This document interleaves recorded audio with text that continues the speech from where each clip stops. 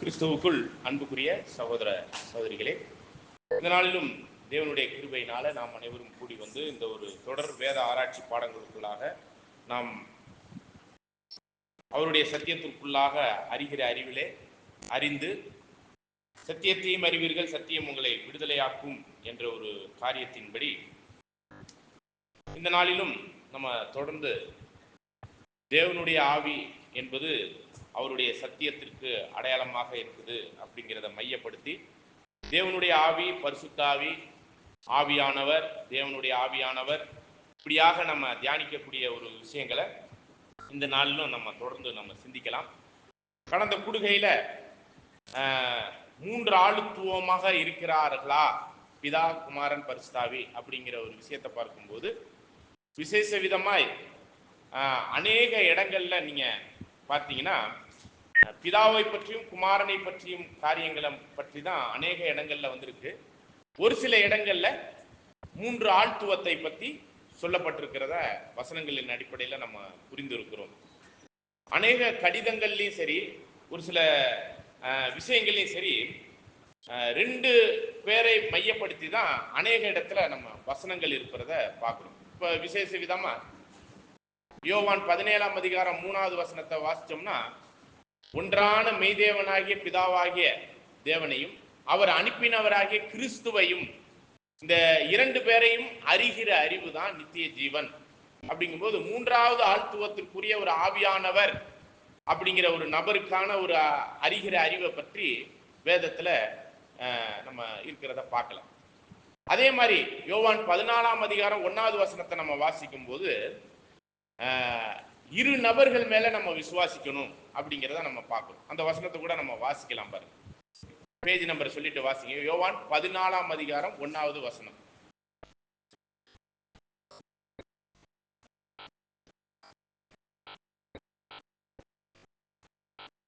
Page number எடுத்தவங்க டக்குன்னு சொல்லுங்க, பேஜ் நம்பர் சொல்லிருங்க.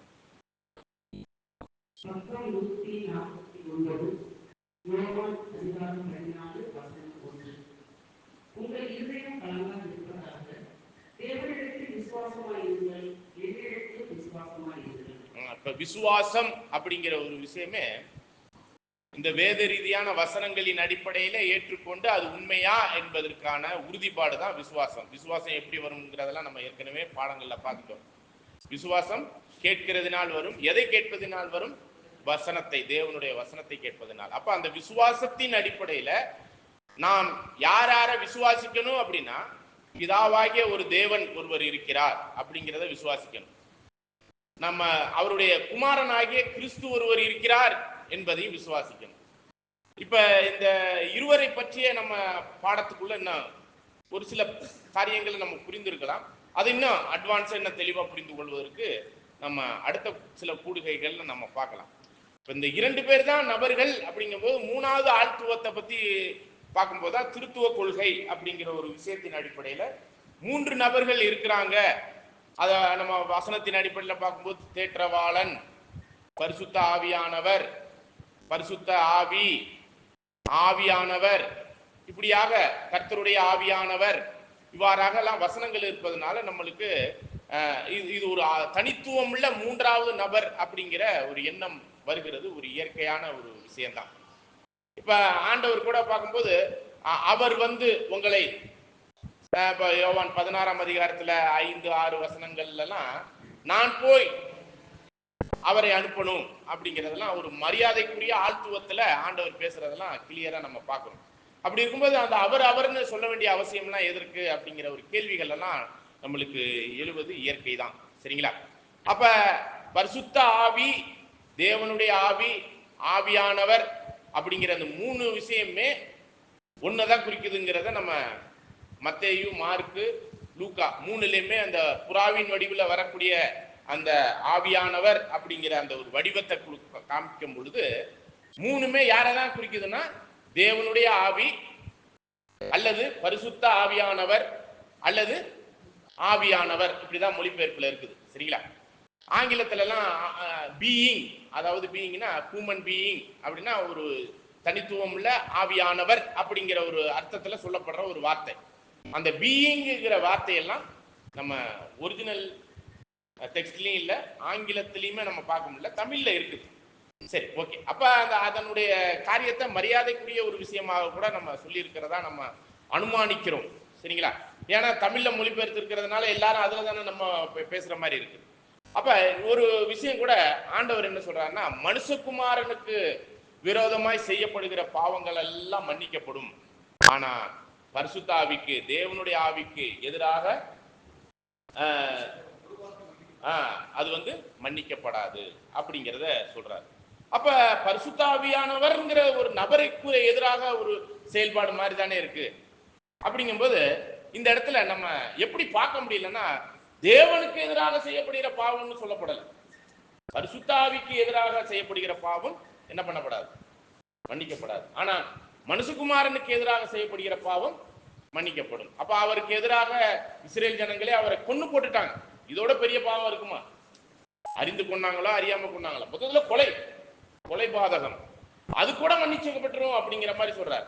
அப்ப மனுஷகுமாரனுக்கு எதிராக எவ்வளவு குற்றச்சாட்டுகள், எவ்வளவு காரியங்கள், அது அத்தனையுமே இஸ்ரேல் ஜனங்களுக்கு அவர்கள் ஏற்றுக்கொள்கிற பட்சத்துல அந்த பிரேத குழியிலேருந்து எதிர்த்து வரும்போது, இப்ப இருக்கிற இஸ்ரேலும் இன்னைக்கு வரை கிறிஸ்துவை ஏற்றுக்கொள்ளல, அவர்கள் ஏற்றுக்கொள்ளும் பொழுது என்ன சொல்லிட்டார், கர்த்தருடைய நாமத்தினால் வருகிறவர் இவர் தான், என்னைக்கு ஏத்துக்கிறீங்களோ அன்னைக்குதான் உங்களுக்கு அந்த ரட்சிப்பின் திட்டத்துல உங்களுக்கு ஆசீர்வாதம்ங்கிறதெல்லாம் சொல்லிட்டார்.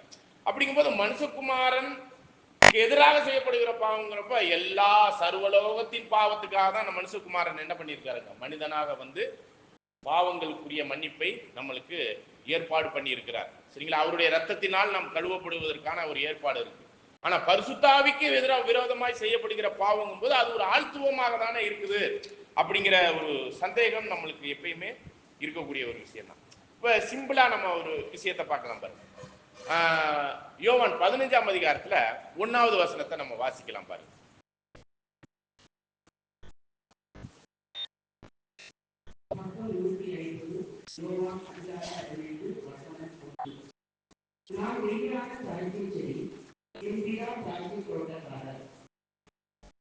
பாருங்க, இந்த இடத்துல ஒரு ஓமையாக ஒரு ஓமையை சொல்றார்.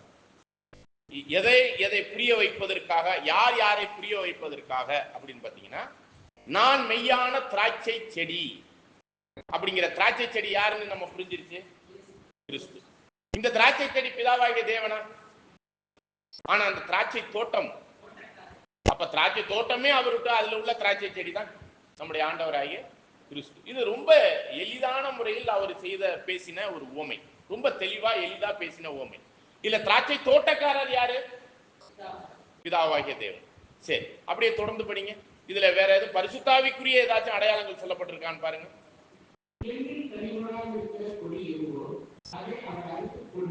பாருங்க, எண்ணில் கனி கூடாத, அந்த திராட்சை செடியில் கனி கூடாத கொடி எதுவோ அதை என்ன பண்ணிடுவாரு, அறுத்து போட்டுருவார். அப்படின்னாக்கி அந்த கொடி அப்படிங்கிறது நம்ம யாரு? நாம் தான் அந்த கொடிகள். அப்ப அந்த திராட்சை செடியின் கொடி யாருன்னு பாத்தீங்கன்னா நாம. புரியுதுங்களா? அப்ப நம்ம யாருடையவர்கள்? கிறிஸ்துவுக்குள் தேவனுடையவர்கள். கிறிஸ்துவுக்குள் தேவனுடையவர்கள், அப்படிதான் அர்த்தமாகும். ஒருவன் கிறிஸ்துக்குள் இருந்தால் புது சிருஷ்டி. அப்ப கிறிஸ்து யாருக்குள்ள இருக்கிறார்? தேவனுக்குள்ள இருக்கிறார். சபைக்கு தலை கிறிஸ்து, கிறிஸ்துவுக்கு தலை பிதாவாகிய தேவன். அப்ப அந்த ஒரு காரியம்னா தெளிவா நம்மளுக்கு புரிஞ்சு வருது. சரிங்களா? இப்போ இந்த ஒரு ஓமை அப்படின்னு சொல்லிட்டு வர, நம்ம ஓமையை ரொம்ப டீப்பா பார்க்க வேணாம். கனி கொடுக்காததை என்ன பண்ணிடுவாரா, வெட்டி எறிஞ்சிருவார். கனி கொடுக்கறத என்ன பண்ணுவாரு, இன்னும் சுத்தம் பண்ணி தேவையில்லாதெல்லாம் எடுத்துட்டு இன்னும் அதிகமான கனி. என்ன கனி கொடுக்கணும் நம்ம? என்ன கனி? நல்ல கனினா திராட்சை செடிய திராட்சை பழம் கொடுக்கறதா? கனிகள்னா என்னங்க? ஆவியின் கனிகளை கொடுக்கணும். எவ்வளவு எளிதா நம்மளுக்கு இதெல்லாம் புரியுது பாருங்க. அப்ப ஆவியின் கனி கொடுக்கணுங்கிறோம். இந்த இடத்துல ஆவிங்கிறது எதுக்கு அடையாளமா சொல்லப்பட்டிருக்கு? ஏதாச்சும் புரிய வருதா? எதுவுமே புரிய வரல. அப்ப இந்த ஒரு விஷயங்கள் எல்லாம் 1 யோவான் 15 ஏகப்பட்ட விஷயங்களை சொல்லிட்டு வர்றாரு. அந்த 15 26 27 சொல்லும் போதுதான் அந்த ஆவியை பத்தி சொல்றாரு. எங்கேந்து புறப்படுகிறதா இருக்கிறது தேவனுடைய ஆவி? படிக்கலாம் பாருங்க, 26 27. 26 27.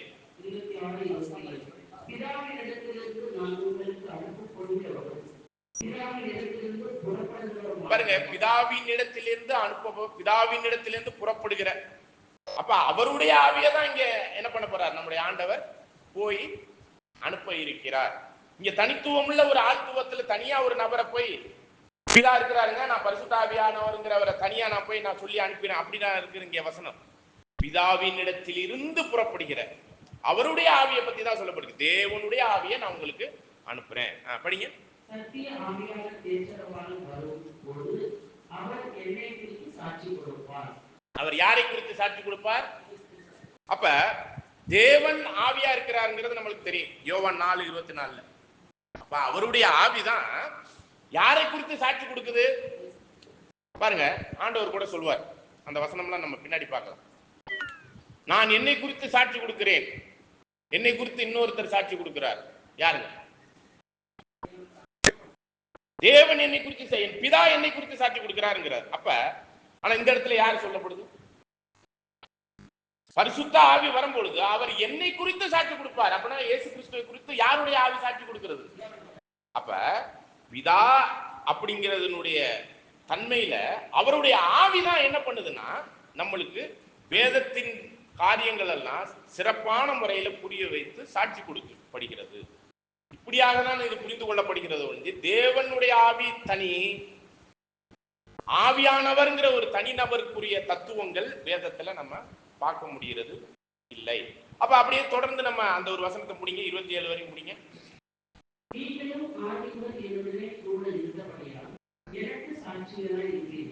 சரி, இந்த ஆதிங்கிறாரு, இந்த ஆதி எப்ப உள்ள ஆதி? அங்கிருந்து அப்போஸ்தலர்கள்லாம் இருக்கிறாங்களா? அப்படியா இருக்கு. அவர் மனிதனாய் வந்து இந்த ஊழியத்தை செய்ய ஆரம்பிச்சது 30 வயசு. அந்த 30 வயசு முதல் அவரோடு எல்லா ஊழியங்களிலும் இருந்தவர்கள் யாருங்க? யாரு? அவருடைய அப்போஸ்தலர்கள், சீசர்கள். என்னோட இந்த 3.5 வருஷ ஊழியத்துல நீங்க எல்லா ஊழியத்திலையும் நீங்க பங்கெடுத்திருக்கிறீங்க. அந்த ஊழியத்தினுடைய காரியத்துல உள்ள மகத்துவம், ரகசியம்லாம் உங்களுக்கு மட்டும் தான் சொல்லி கொடுத்துருக்கிறேன். அதனால நீங்க என்ன பண்ணுங்க, இப்ப எல்லாருக்கும் போய் நீங்க எனக்கு சாட்சி கொடுங்க. அப்ப சாட்சி கொடுக்கக்கூடிய ஒரு விஷயத்துல ஆவிக்குரிய ரீதியில என்ன இருக்குன்னாக்க, ஒண்ணு பிதா அவர் பரலோகத்திலிருந்து அவருடைய ஆவியை அனுப்பி சாட்சி கொடுக்க வைக்கிறார். இன்னொன்னு ஆண்டவரே தன்னை குறித்து சாட்சி கொடுக்கிற. 2 விஷயத்தை தான் ஆவிக்குரிய ரீதியில மறைபொருளாக இருக்கக்கூடிய ஒரு விஷயம். அது இல்லாம அதை கேட்டு புரிந்த நாம் அனைவருமே என்ன பண்றோம்? சாட்சி கொடுக்கிறோம். சரிங்களா? அப்ப அந்த வகையில ஆண்டவர்கிட்ட கேள்வி கேட்கிறாங்க, நீங்க 2 சாட்சி போதுங்கிறீங்கல்ல, நான் என்னை குறித்து சாட்சி கொடுக்கிறேன், என்னிலும் பெரியவர் பிதா, அவர் என்னை குறித்து சாட்சி கொடுக்கிறாருன்னு சொல்லப்பட்டிருக்கு. ஆனா இந்த இடத்துல யோவானில் நம்ம படிக்கும்போது, நான் போய் அனுப்ப போகிற பரிசுத்த ஆவியானவர் அவர் வந்து சாட்சி கொடுப்பார்னா, அந்த பரிசுத்த ஆவியானவர் என்கிற அந்த கான்செப்டே யாருடைய ஆவி?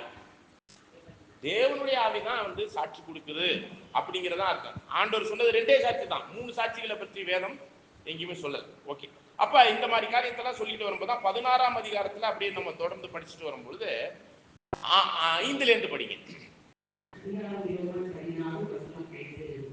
இப்பொழுது நான் என்னை அனுப்பினவர்களுக்கு போகிறேன், எங்கே போகிறேன் என்று உங்களை ஒருவரும் என்னை கேட்கவில்லை. ஆனாலும் நான் இங்கே உங்களுக்கு சொல்லினால் உங்கள் இங்கே துக்கத்தால் நிறைந்திருக்கிறது.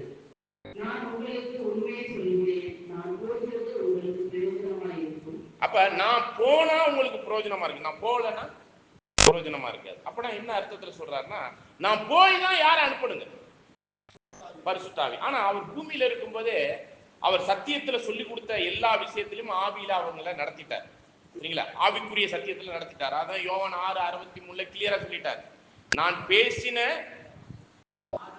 போதனைகளே சத்தியங்களே ஆவியாயும் ஜீவனுமாயிருக்கு. அப்ப அந்த அந்த வசனங்கள் என்னவா இருக்கு? அங்கே போயிருக்குங்க. ஆவிக்குரிய காரியத்துக்குரிய ஆவியாகவே அங்கே செயல்படுகிறது. அந்த புரிந்து கொள்ளுதல், அந்த அறிந்து கொள்ளுதல், அதை தெரிந்து கொள்ளுதல், அதான் தெளிந்த புத்தி உள்ள ஆவினா என்ன அர்த்தம்? இந்த வேத ரீதியான அறிவுல நாம தெளிவாயிட்டோம்னாலே எந்த ஆவியை பெற்றுவிட்டோம்னு அர்த்தம்? தேவனுடைய ஆவியை பெற்றுவிட்டோம். அப்ப அவர் பரிசுத்தாவியில தான் அபிஷேகம் செய்யப்பட்டு ஞானஸ்தானம் எடுத்து அதுல பரிசுத்தாவியினால் நிரப்பப்பட்டு பரிசுத்தாவின் பலனினாலினாலதான் அவர் என்னவாகிறார்னா ஊழியம் செய்யறாரு. ஆண்டவருக்கு பாத்தீங்கன்னா அந்த பரிசுத்தாவியினால கருவுற்றது அப்படிங்கிற ஒரு பாட்டு இருக்கு. கருவுற்றது பரிசுத்தாவினா யாருதான் அந்த பரிசுத்தாவினா? தேவனுடைய ஆவியில கருவுற்றாருன்னா அவருடைய வல்லமை, தேவனுடைய வல்லமை, அவருடைய ஆவி. இன்னொரு நபருடைய ஆவிங்கிற மாதிரி சொல்லிட்டோம்னா அது கான்செப்டே தவறான கோணத்துல பாக்குற மாதிரி ஆயிடும். ஆனா நம்முடைய ஆண்டவர் இந்த ஊழியத்துக்குள்ள வரும்பொழுது அவர் ஃபர்ஸ்ட் எப்படியாக அந்த ஒரு ஆவியை பெறுகிறார், அந்த ஊழியத்துக்குரிய அந்த வல்லமைக்குரிய அந்த ஆவியை எப்படி பெறுகிறார் அப்படிங்கும்போது லூக்கா 3ஆம் அதிகாரம் 21, 22 படிக்கலாம்.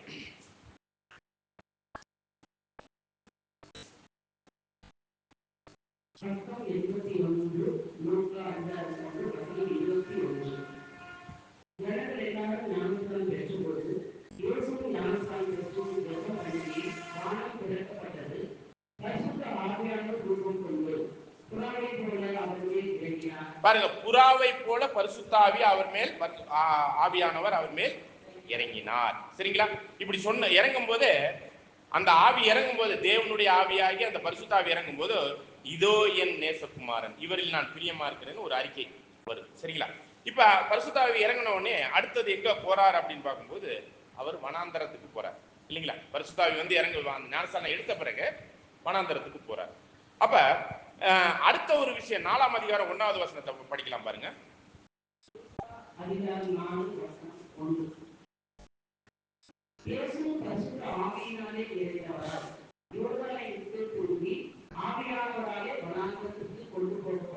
பாருங்க, ஆவியானவராலே வனாந்தரத்துக்கு கொண்டு போகப்பட்டு. சரிங்களா? இப்ப இந்த இடத்துல நல்லா கவனிச்சு பாத்தீங்கன்னா பரிசுத்தாவினால் நிரப்பப்பட்டு ஃபர்ஸ்ட் பரிசுத்தாவி வந்து இறங்குது. அடுத்தது என்ன ஆகுது? வனாந்தரத்துக்கு போகும்போது நிரப்பப்பட்டு பரிசுத்தாவியில நிரப்பப்படுறார். அப்ப அது ஒரு நிரப்பப்படுதல்னா அவருக்குள்ளாக இன்னும் என்ன தேவைப்படுது? பவர் தேவைப்படுது. அப்ப அந்த சோதனைகள்லாம் முடியுது. 3 சோதனை சாத்தான் 40 நாளைக்கு அப்புறம் அந்த காரியங்கள்லாம் முடியுது. முடிஞ்ச உடனே 13வது வசனத்தை படிக்கலாம்.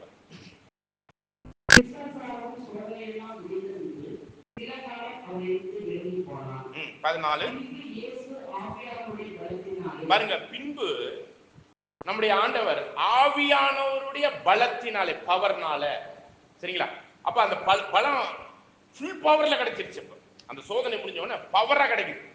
கிடைச்ச உடனே அவர் என்ன பண்றாரு பாருங்க, படிங்க.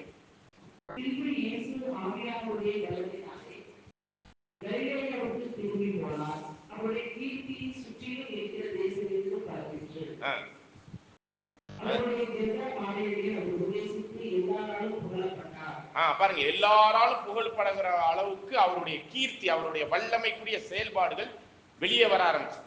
அப்ப பாருங்க, ஆண்டவருக்கு கூட பரிசுத்தாவி இறங்குதல், நிரப்பப்படுதல், அதுக்கப்புறம் முழு பலத்தோடு அந்த சோதனையெல்லாம் முடிச்சுட்டு வரும்போது முழு பலத்தோடு வரும்போது யாரும் பக்கத்துலயே நிக்க முடியல.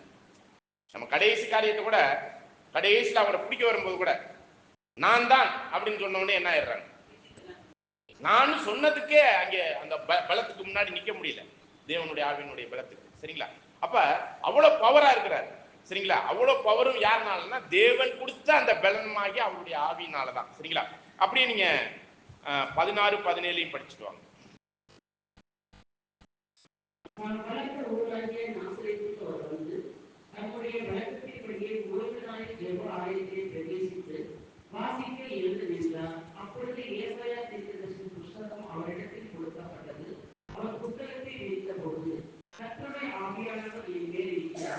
பாருங்க, கர்த்தருடைய ஆவியானவர் என் மேல் இருக்கிறார். அப்ப லார்ட், ஸ்பிரிட் ஆஃப் லார்ட், லார்டுங்கும் போது இந்த இடத்துல பழைய ஏற்பாட்டில் போய் பார்த்தீங்கன்னா யெகோவாவின் ஆவி அவர் மேல் இருக்கிறது. ஏசாயா 61 நம்ம போன வாரமே படிச்ச வசனம் தான். சரிங்களா? அப்ப யெகோவா தேவனுடைய ஆவி, பிதாவினுடைய ஆவி யார் மேல இருக்குது? என் மேல இருக்குது. சரிங்களா? இப்ப இந்த இடத்துல என்ன சொல்லி இருந்திருக்கணும்? ஆவியானவர் அப்படிங்கிற ஒரு நபர் என் மேல இருக்கிறார் அப்படின்னு சொல்லி இருக்கணும் வசனம். அப்படியெல்லாம் வசனம் பழைய ஏற்பாட்டிலே இல்லை. சரிங்களா? அந்த வசனத்தை தான் அவர் படிக்கிறார். தொடர்ந்து வாசிங்க.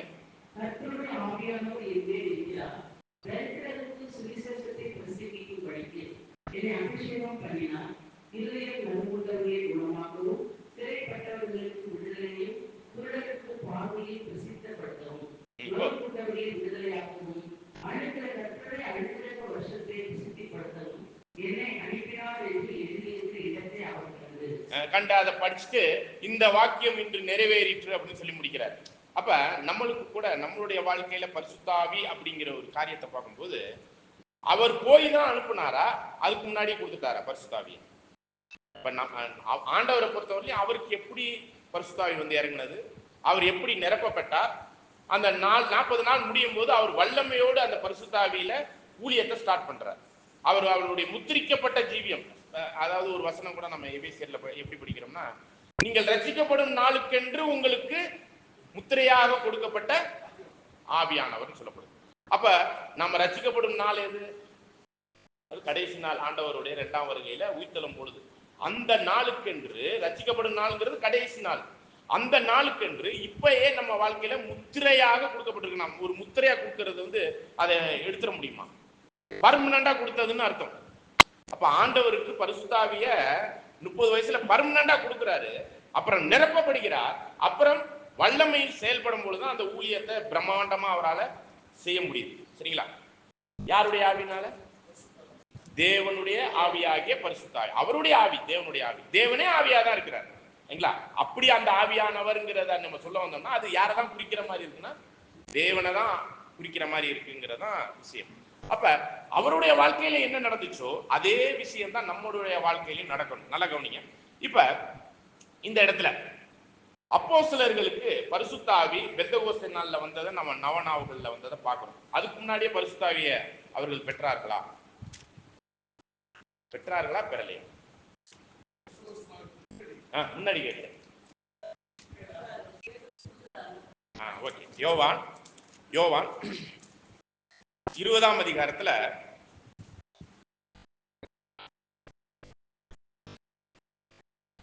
அதாவது ஆண்டவர் மரித்து உயிர்த்த பிறகு, சரிங்களா, 21வது வசனம், 22வது 21, 22.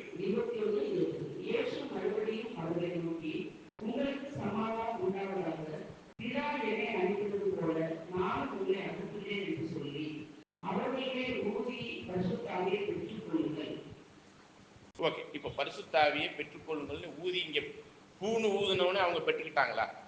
அப்படி ஒரு அர்த்தமா இதை எடுத்துக்கிற மாதிரி இருக்கா? இது வந்து காத்தா? பரிசுத்தாவிங்கிறது மில காற்று தான், ஊதும் போது அது காற்று தான் போகும். இது ஒரு அடையாளத்துல இங்க சொல்ல வர்ற ஒரு விஷயமாக தான் இருக்கு. அதான் அங்கே உள்ள சீசர்கள் அனைவர் மேலும் ஊதினார், பெற்றுக்கொண்டு. அப்ப பரிசுத்தாவி பெந்தகோஸ்தே நாள்ல பெற்றது மாதிரி இருக்கு. அப்ப அந்த ஊதினதுங்கிறது அந்த காற்று தான் பரிசுத்தாவியா? அதுதான் சொல்றேன். காற்று அப்படிங்கிற ஒரு விஷயத்துல காற்றுனாலே ஸ்பிரிட்னாலே ஆவி, எல்லாம் ஒரே மீனிங் தான். காற்றுன்னு வச்சுக்கோங்க, இல்லைன்னா ஸ்பிரிட்னு வைங்க, இல்லைன்னா தமிழ்ல ஆவின்னு வைங்க, இல்லைன்னா ஆவியானவர். இப்ப காற்றானவர் அப்படின்னு நான் சொல்லிட முடியும்? காற்றுன்னா காற்று தான். ஆவியில் பிறக்கிறவர் ஆவியிலே பிறப்பார். எப்படி காற்று ஒரு இடத்துல இருந்து இங்க போது எப்படி தெரியாம இருக்கும், அது மாதிரிதான் அந்த ஆவியில பிறக்கிறதுங்கிறது. காற்றும் ஆவிங்கிறது ஒன்னாதான். அந்த ரூவாங்கிற ஒரு வார்த்தையினுடைய விஷயமாக தான் இந்த வசனங்கள் எல்லாமே நம்ம தழுவி வர்றதெல்லாம் நம்ம பார்க்கிறோம். அப்ப இந்த இடத்துல ஆண்டவர் மரித்து உயிர்த்த பிறகு பூணு ஊதும் போது ஆவியை பெற்றுக் கொள்ளுங்கிறாரு. அப்படின்னா என்னது? அப்படின்னா என்னன்னா, அவர்கள் ஒரு விஷயம், அவர் பல முறை நான் மரிப்பேன் உயிர்த்தெழுவேன்னு சொன்னார். ஆனா மரிக்கிறத பத்தியே இவங்களுக்கு நம்பிக்கை இல்லை. இவர் தான் எங்களுக்கு ராஜாங்கள் கொண்டாடிக்கிட்டு இருந்தாங்க. பேதுரு என்ன பண்ணிக்கிட்டு இருந்தாரு? நீ எல்லாம் சாவறதெல்லாம் இல்ல ஆண்டவர். என்ன ஆண்டவர் அப்படி திட்டுறாரு? அப்ப அந்த திட்டுற ஒரு விஷயம் நல்ல விஷயமா, ஆண்டவரை பார்த்து கெட்ட விஷயமா? நீங்களும் நானும் இருந்திருந்தா சாவறதை பத்தி ஆண்டவர் வாய் முடியும் சொல்லியிருப்போமா இல்லையா? நம்ம இப்ப புரிந்து கொண்டதுனால சொல்றோம். நாம அவருடைய சீசரா இருந்திருந்தோம்னா நம்ம என்ன சொல்லியிருப்போம்? அத்தெல்லாம் சாவறதை பத்தி எல்லாம் பேசாதீங்க. அப்ப சாவறதை பத்தி எல்லாம் பேசாதீங்கன்னு சொன்னா ஆண்டவரை நம்மளை பார்த்து என்ன சொல்லுவாரு? சாத்தானே அப்பாலே. அப்ப அவர்கிட்ட கொஞ்ச நேரத்துக்கு முன்னாடிதான் நீரே ஜீவனுள்ள தேவனுடைய குமாரனாய கிறிஸ்துன்னு சொல்லும்போது நீ சொல்லலப்பா, பரலோகத்துல இருக்கிற பிதாதான் உனக்கு வெளிப்படுத்தினார் சொல்றாரு. கொஞ்ச நேரத்துல எந்த ஆவி வந்துருச்சு? அந்த சிந்தையில அவர் பேசுற பேச்சு தான் இங்க அசுத்தாவியா மாறுது. அந்த சிந்தையில கொஞ்ச நேரத்துக்கு முன்னாடி பேசின பேச்சு மத்தேயு 16ல இருக்கு. ஒரு 2 வசனம் முன்னாடி பேசுவார், நீரே ஜீவன் உள்ள தேவனுடைய குமாரனாய கிறிஸ்தும்பார். யோவான் 16:16. அது தேவனுடைய ஆவியினால் சொல்லப்பட்டது. அதுல 21வது வசனத்துக்கு வந்தீங்கன்னா சாத்தானே. அப்ப அவர் என்ன ஆவியில பேசிட்டார் அந்த இடத்துல? அசுத்தாவி. அப்ப சிந்தை என்ப அந்த செயல்பாடு தான், அந்த சிந்தையினுடைய ஆட்கொள்ளுதலினுடைய செயல்பாடு தான், அந்த அறிவு தான், அந்த சிந்தை தான், அந்த மனசு தான் என்னவாக செயல்படுது? ஆவியாக செயல்படுது. சரிங்களா? இப்ப ஆதாம படைச்சாரு. இப்ப கூட ஆண்டவர் பூன்னு ஊதினார், வருஷ ஆவியை பெற்றுக் கொண்டார்கள் அப்படிங்கிற மாதிரி ஆதாம்ங்கிறவரை படைக்கும் போது அவர் என்ன நிலைமையில இருந்தாரு? மண்ணா பிசைஞ்சு நரம்பு தசை எல்லா உறுப்புகளையும் உருவாக்கி சதையை மூடி என்னது தோலை மூடி ஒரு முழு உருவத்தை கொடுத்துட்டாரு. அது ஒரு டெட் பாடி தான். ஓகேங்களா? அங்க ஜீவ சுவாசத்தை ஞாசியிலே ஊதினார், அவன் ஜீவ ஆத்மா ஆனான். அப்ப அந்த ஆவி வேற இந்த ஆவி வேறையா அப்படி எல்லாம் எடுத்துக்கலாமா? அங்க ஆதாமுக்கு ஊதின அதே முறைமையில தான் இங்க அப்போஸ்தலருக்கு மேல பூன்னு ஊதுறாரு. ஆதாமுக்கு நாசில ஊதினார், அதே மாதிரி தான் அங்க இருக்கிறவங்களுக்கு எல்லாம் பூன்னு ஊதினார். அப்ப தேவனுடைய வல்லமை இங்க ஆவியாக சுவாசத்துக்குரிய ஆவியாக செயல்பட்டு அங்கே ஜீவத்துவமானார்கள். அப்ப ஆண்டவர் மரித்து உயிர்த்த பிறகு உள்ள அந்த ஜீவனுக்கானது தான் இரண்டாம் மாதம் எப்படிப்பட்டவரா இருக்கிறாருங்க? முதலாம் மாதம் ஜீவாத்மாவானான். 1 கொரிந்தியர் 15:45 படிக்கிறோம். இரண்டாம் மாதம் உயிர் கொடுக்கிற ஆவி. அப்ப அந்த உயிர் கொடுக்கிற ஆவியை நான் பெற்றுக்கொண்டேன், இந்த ஆவியை பெற்றுக்கோங்கன்னு அந்த உயிர் கொடுக்கிற ஆவியா இங்க ஊதுறாரு. அவ்வளவுதான் விஷயம். ஆனா அவருடைய ஊழியத்திற்குரிய முத்திரிக்கப்பட்ட ஜீவியத்தினுடைய ரட்சிக்கப்படும் நாளுக்கு என்று முத்திரையாக கொடுக்கப்பட்டது என்னைக்கு? அப்போஸ்தலர்களுக்கு முத்திரையாக அவர்கள் ரட்சிக்கப்படும் நாளுக்கு என்று முத்திரையாக கொடுக்கப்பட்டது என்னைக்குங்க? பெந்தகோஸ்தே நாளில். புரியுதுங்களா? இதுதான் வித்தியாசம். அப்ப இந்த ஆவி அப்படிங்கிறது வார்த்தை சத்தியம். அந்த சத்தியத்துக்குள்ளாக அவர் இவ்வளவு நாள் போதிக்கப்பட்டிருக்கிறாங்க. ஆண்டவர் மரிக்கிறேன்னு சொல்லும்போது தடை சொல்றாங்க. அப்ப அது அசுத்தாவியினுடைய வேலையா இருக்கு. ஆனா மரிக்கிறார். மரிச்சோன்னா அவங்களுடைய நிலைமையெல்லாம் எப்படி இருந்துச்சு? நம்ம எதிர்பார்த்தோம், இவர் போயிட்டாரு, இனிமே நம்ம என்ன பண்ணலாம்? மீன் பிடிக்க போகலாம். பழைய உலகத்துக்குள்ளே அவங்க ஆவி என்ன ஆயிடுச்சுங்க? உலகத்தின் ஆவியா மாறிடுச்சு. மீன் பிடிக்க போறதுனால என்ன அர்த்தம்? திரும்ப மீன் பிடிக்க போறேன்னு சொன்னாங்க. அது என்ன ஆவி? மனுஷனை பிடிக்க வேண்டியவங்க இப்ப மீன் பிடிக்க போயிட்டாங்க. என்ன ஆவி அதுன்னு கேக்குறேன். அசுத்தாவினுடைய மரித்தாவில் அசுத்தாவினுடைய கெட்டாவின் சாத்தானுடைய ஆவி அங்கே உள்ள உலகத்தின் ஆவி அவங்க உள்ள வந்துருச்சு. வந்த வழியிலே கலப்பையின் மேல் கையை வச்சுட்டு திரும்பி போயிட்டாங்க. அந்த சிந்தை மாற்றம் ஆயிடுச்சு. அவர் மனம் திரும்புங்கள் பரலோக ராஜ்யம்னா அந்த மனம் திரும்புவதற்கான சத்தியத்தை சொன்னா மனம் திரும்பி வந்தாங்க. திரும்ப பார்த்தா மனம் திரும்ப பழைய உலகத்துக்குள்ளே போயிடுச்சு. அப்ப போகும்போதுதான் அவர் என்ன சொல்றாரு பாருங்க, நான் மரிச்சுட்டேன், இப்போ எந்திரிச்சு வந்துட்டோன்னு திரும்ப அந்த புதுப்பிக்கப்பட்ட அந்த ஆவி வந்துருச்சு. இல்லப்பா, ஆண்டவர் மரித்தாலும் இப்போ உயிர்த்தார். எதற்கு மரித்தார், எதற்கு உயிர்த்தாருங்கிறதெல்லாம் அந்த எம்மாவூர் சீசர்களுக்கு எல்லாம் புரிய வைக்கிறாரா? புரியுதா அவங்களுக்கு? அப்ப அந்த ஆவியில புதுப்பிக்கப்பட்டுட்டாங்களா இல்லையா? தேவனுடைய ஆவியில. சாத்தானுடைய அதாவது உலகத்தின் ஆவி நம்மளை எப்போ வேணாலும் வந்து டிஸ்டர்ப் பண்ணும். இதே பேதுரு முத்திரிக்கப்பட்ட ஆவியை பெற்றிருந்த போதும் மாய்மாலம் பண்ணாரா இல்லைங்களா? அது எந்த ஆவியில பண்ணாரு? யூதர்களுடைய ஆவி இல்லைங்களா? யூதர்கள் புறஜாதிகளோட சாப்பிட மாட்டாங்க. இவர் என்ன பண்ணிட்டாரு? யூதர்கள் வந்தோடனே ஒரு மாய்மாலம் பண்ண ஆரம்பிச்சார். பவுல் என்ன பண்ணாருங்க? தேவாவியினுடைய போல்டான ஒரு விஷயத்தை பவுல் போன்ற பெரிய தீர்க்கதரிசி கிட்ட அப்போஸ்தலர்கள்ட்ட சொல்லி அங்க புதுப்பிக்கிறார். அவர் மழுங்கி போயிடுறாரு. ஆவியில என்ன ஆயிடுறாரு? பின்வாங்கி போறார். அப்ப ஆவியில வழி நடத்தப்படுறதுங்கிறது என்னதை அடையாளப்படுத்துதுன்னா சத்தியத்துல பலப்படுகிற ஒரு விஷயம். சத்தியத்துல தெளிவான முறையில தேவனுடைய ஆவியினால் வழி நடத்தப்படுகிற அந்த சத்தியத்தின் ஆவிங்கிற ஒரு விஷயம் என்னன்னா இந்த புரிந்து கொள்ளுதல் எல்லாம் அடையாளப்படுத்துது. ஓகேங்களா? அப்ப தொடர்ந்து நம்ம யோவான் 15ஆம் அதிகாரத்துல படிச்ச 5வது 6வது வசனத்தை வாசிக்கலாம்.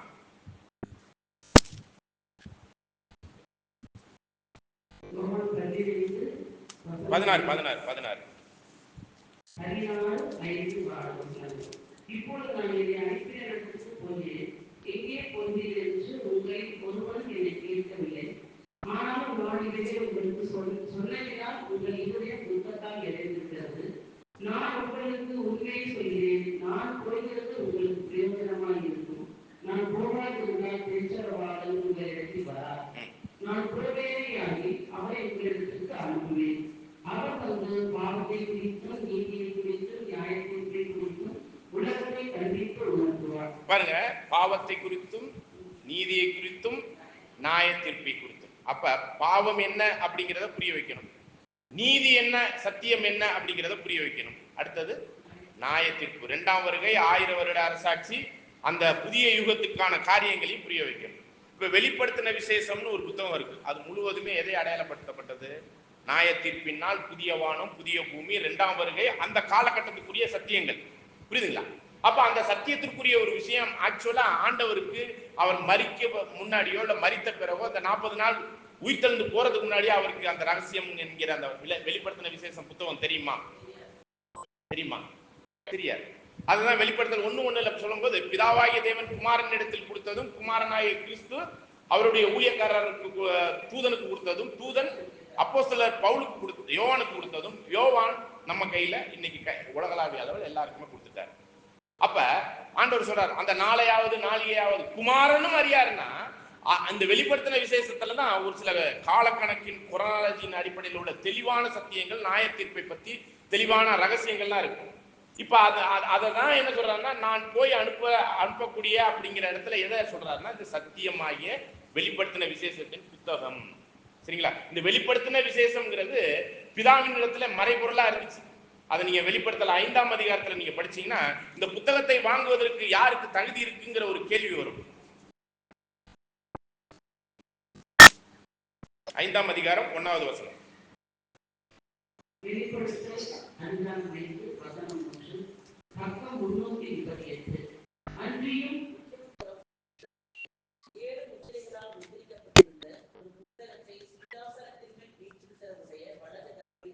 பாருங்க, சிங்காசனத்தில் மேல் வீட்டிருக்கிற வலதுபுறத்தில் வீட்டிருக்கிறவர் யாரு? சிங்காசனத்தின் மேல் வீட்டிருக்கிறவர் வலது கரத்துல தான் இருக்குது.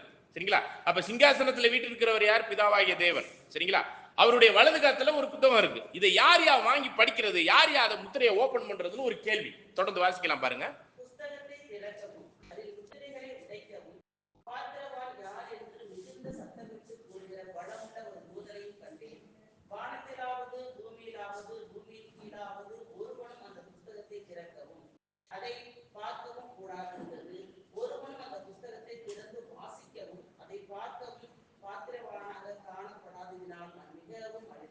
பாருங்க, அந்த புத்தகத்தை வாங்கி, அந்த புத்தகம் என்ன புத்தகம்னா தீர்க்க தரிசன புத்தகம்.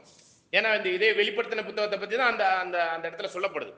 அதிலே வெளிப்படுத்தல் 1ஆம் அதிகாரம் 3வது வசனம் படிக்கும்போது, இந்த தீர்க்க தரிசன புத்தகத்தை வாசிக்கிறவனும் கேட்கிறவனும் அதன்படி நடக்கிறவன்கிற அந்த புத்தகத்தை பத்தி தான் சொல்லப்படுது. அந்த புத்தகம் இப்ப பிதாவினுடைய கையில இருக்குது.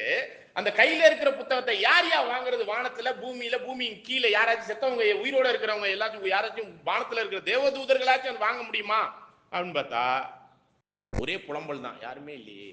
அப்படியே வாங்கினாலும் அதை ஓபன் பண்றதுக்கு அதிகாரம் யாருக்குமே இல்லையே. இப்ப பிதா கையில மட்டும்தான் இருக்குது. இப்ப தொடர்ந்து வாசிங்க.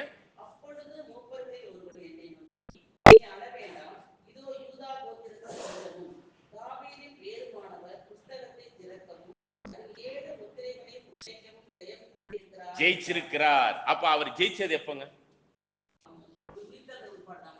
நான் மரித்தேன், இதோ ஜெயம் கொண்டு பிதாவினுடைய வலது பாசத்தில் அமர்ந்திருக்கிறேன் சொல்றாரு. பாத்தீங்களா? அந்த அர்த்தம் புரிஞ்சுக்கணும். உலகத்தை ஜெயிக்கிற ஜெயம் அது எதனால இருக்குங்க? விசுவாசமே உலகத்தை, அந்த சத்தியத்திற்குள்ளான தெளிவுல தான் இந்த உலகத்துக்குள்ளாக நாம் ஜெயிக்க முடியும். அப்படி முதல்ல ஜெயிச்சவர் இந்த உலகத்துல யாருங்க? கிறிஸ்து தான். அப்ப அதை பின்னடியார்களா இருக்கிற நமக்கு அந்த ஒரு வாய்ப்பை கொடுத்திருக்கிறார். அதை நம்ம ஃபாலோ பண்றோம். ஓகே. அப்ப யார் அந்த ஜெயிச்சவர்? அவர் தான் ஓபன் பண்ணலாம்னா, அவர் எப்படி ஜெயிச்சிருக்கிறார் பாருங்க. தொடர்ந்து வாசிங்க.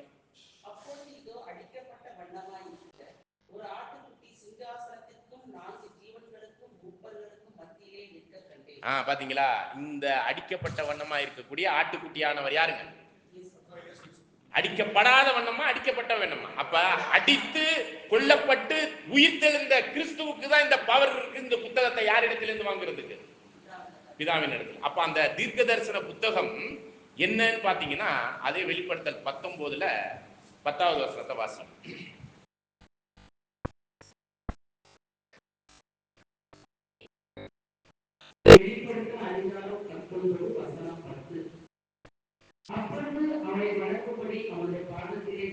பாருங்க, இது யாருன்னு பாத்தீங்கன்னா யோவான் அப்போஸ்தலன்.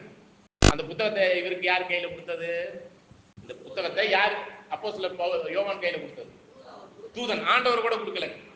அப்ப இவர் என்ன நிலைமையில இருந்தாருன்னே புரியல. இப்ப தானியெல்லாம் ஒரு சில தீர்க்க தரிசனம் பார்த்தோன்னே மயங்கி விழுந்துருவார். எசேக்கியேல்லாம் பாத்தீங்கன்னா தீர்க்க தரிசனம் பார்த்தோன்னே ஒரு மாதிரி ஒரு இதாயிரும். நம்முடைய பேதுரு, யாக்கோபு, யோவான் 3 பேரும் மறுரூப மலையில இருக்கும்போது என்னன்னா ஒரு மயங்கின நிலைமையில அவங்க பேசுறது இன்னது என்று தெரியாத நிலைமையில இருந்தாங்க. எது? இந்த 2ஆம் வருகையின் தரிசனத்தை பார்க்கும் பொழுது மறுரூப மலையில். அப்படிதான் இங்கேயும் இவருக்கு ஒண்ணுமே இவர் மனுஷத்தன்மையில ஒரு ஆவிக்குரிய நிலைமையில உள்ள காரியங்களை தரிசனம் பார்த்துக்கிட்டு இருக்கிறார். இப்படி பார்த்துக்கிட்டு இருக்கிற யோவான் அப்போஸ்தலனுக்கு ஒண்ணுமே புரியல. சரி, ஏதோ ஒரு கால் கிடைக்குது, டக்குன்னு விழுந்துரும்னு வந்துட்டார். யாரு யாரு? யோவான் அப்போஸ்தலனை நம்ம எவ்வளவு சிறப்பா வச்சிருக்கிறோம், நம்ம மனசளவுல எவ்வளவு சிறப்பா வச்சிருக்கிறோம். கிறிஸ்துவினுடைய அன்பான சீசன் இல்லைங்களா? இன்னும் சொல்ல போனா கடைசி வரையும், அதாவது ஏறக்குறைய 100 வருஷம் கழிச்சும், ஒரு நூற்றாண்டு தாண்டியும் உயிரோட இருந்த ஒரு அப்போஸ்தலன், கடைசி அப்போஸ்தலன்னா இந்த பத்மூத்தியில இருந்தவர் யாருன்னா கடைசி அப்போஸ்தலன் இவராக தான் சொல்லப்படுது. அப்படிப்பட்ட ஒரு சிறப்பு வாய்ந்த நம்ம அப்போஸ்தலர் எல்லாத்துலயும் தெளிவா, எல்லா சபையும் தெளிவா நடத்திக்கிட்டு இருந்தவர். இன்னும் சொல்ல போனா அவருடைய நிலைமையை பாத்தீங்களா? ஏதோ ஒரு கால் கிடைச்சா டப்புன்னு போய் விழுந்துடும். இது என்ன இயல்பு தெரியுங்களா? மனித இயல்பு. இன்னும் சொல்ல போனா யூதர்கள் எகிப்துல கத்துக்கிட்டு இருந்த ரத்தம் அப்படியே யார் கால் கிடைச்சாலும் நம்ம என்ன பண்ணிடுவோம், விழுந்துருங்கிற ஒரு எண்ணம். இதெல்லாம் ரத்தத்திலே ஏற்றி இருக்கு. அதுதான் மாற்ற வேண்டி இருக்கு. இப்ப சரி, புரியுதுங்களா? அப்ப தூதனுடைய காலிலே போய் விழுகிறார். யாரு இந்த தூதன்? யாருங்கிறத பின்னாடி பார்க்கலாம். சரிங்களா? இந்த தூதன் ஒருத்தர் இருக்கிறார் இல்லையா, ஆண்டவர் நேரா அப்போஸ்தலர் யோவான்ட்ட கொடுக்க வேண்டியதானே. இதாகிட்டே இருந்து வாங்கினத நேரா யார்கிட்ட கொடுத்துருக்கலாம்? அது நேரடியாவே யோவான்ட்ட கொடுக்க வேண்டியதானே. யார் அந்த தூதன்கிற ஒரு கேள்வியை போட்டு பின்னாடி பார்ப்போம். அந்த வெளிப்படுத்தின ரகசியம்லாம் ஒவ்வொரு வரியா படிக்க போறோம் பின்னாடி. சரிங்களா? அப்பையில பார்ப்போம் யார் இவர்னு. சரிங்களா? சூப்பரான ஆள் அவர். சரிங்களா? அவர் மனுஷர் தான். பின்னாடி பார்ப்போம். தொடர்ந்து வாசிக்கலாம் பாருங்க.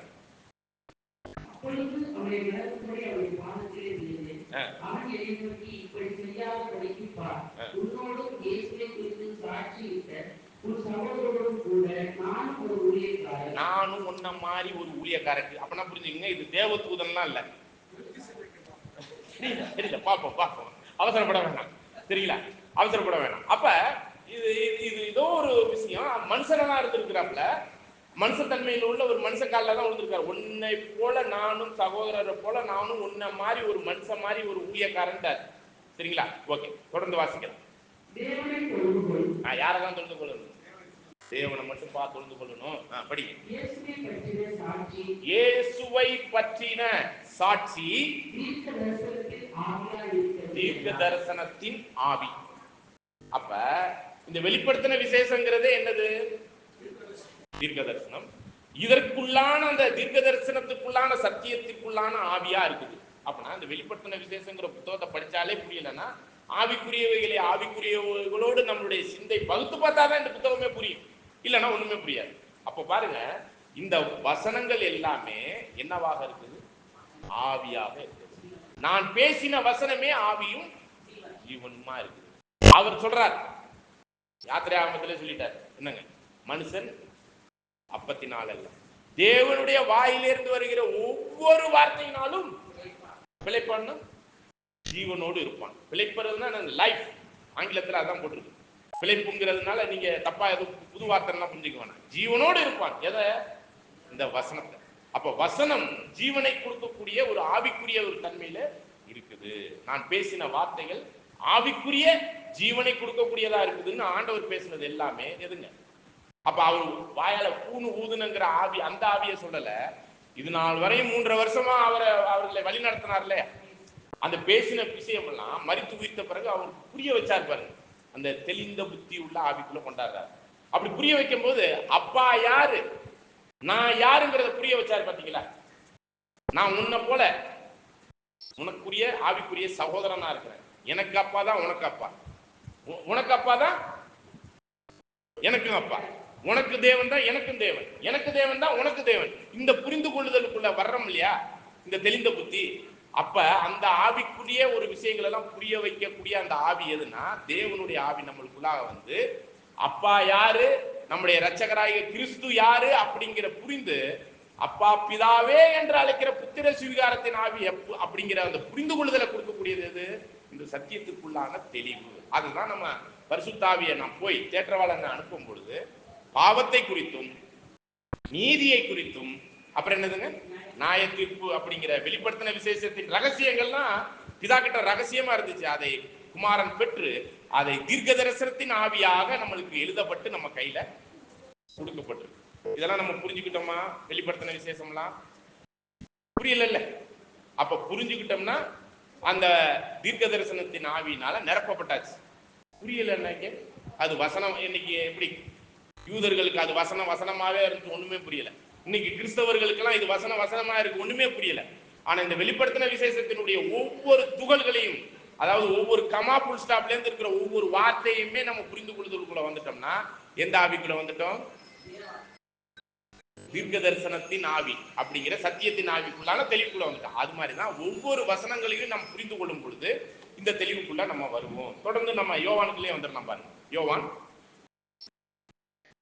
16ஆம் அதிகாரம்.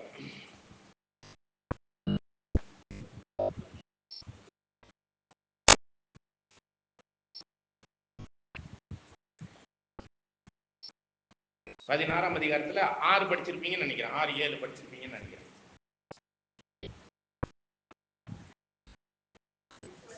8 படிங்க.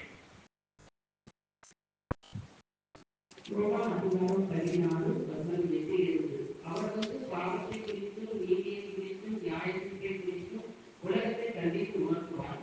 அவர்கள் என்னை விசுவாசாதபடியினாலே பாவத்தை குறித்தும், நீங்கள் இனி என்னை காணாதபடிக்கு நான் என் பிதாவினிடத்திற்கு போகிறபடியினாலே நீதியை குறித்தும், இந்த உலகத்தின் அதிபதி நியாயம் தீர்க்கப்படாததினாலே நியாயத்தீர்ப்பை குறித்து கண்டித்து உணர்த்துவார்.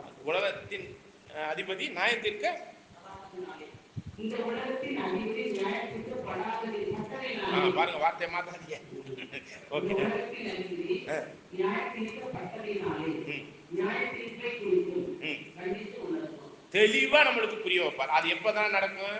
பெந்தகோஸ்து நாள்ல வந்தோடனே அந்த சத்தியத்தை பேசும்போதே சொல்றாரு, ஆண்டவர் எவ்வளவு காலத்துக்கு பரலோகத்துல இருக்கணும், திரும்ப எப்போ வரணும், வந்து எதெல்லாம் தீர்க்க தரிசனம் எல்லாம் நிறைவேறி முடியும் காலம் வரையும் அவர் பரலோகத்துல இருக்கணும் அப்படிங்கிறதெல்லாம் அந்த சுவிசேஷத்துல அப்போஸ்தலர்கள் போதிக்கிறாங்க. 3ஆம் அதிகாரம் 19, 20, 21 படிச்சு பாருங்க.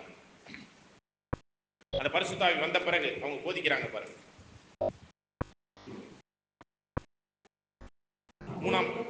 3ஆம் அதிகாரம் 19, 20, 21.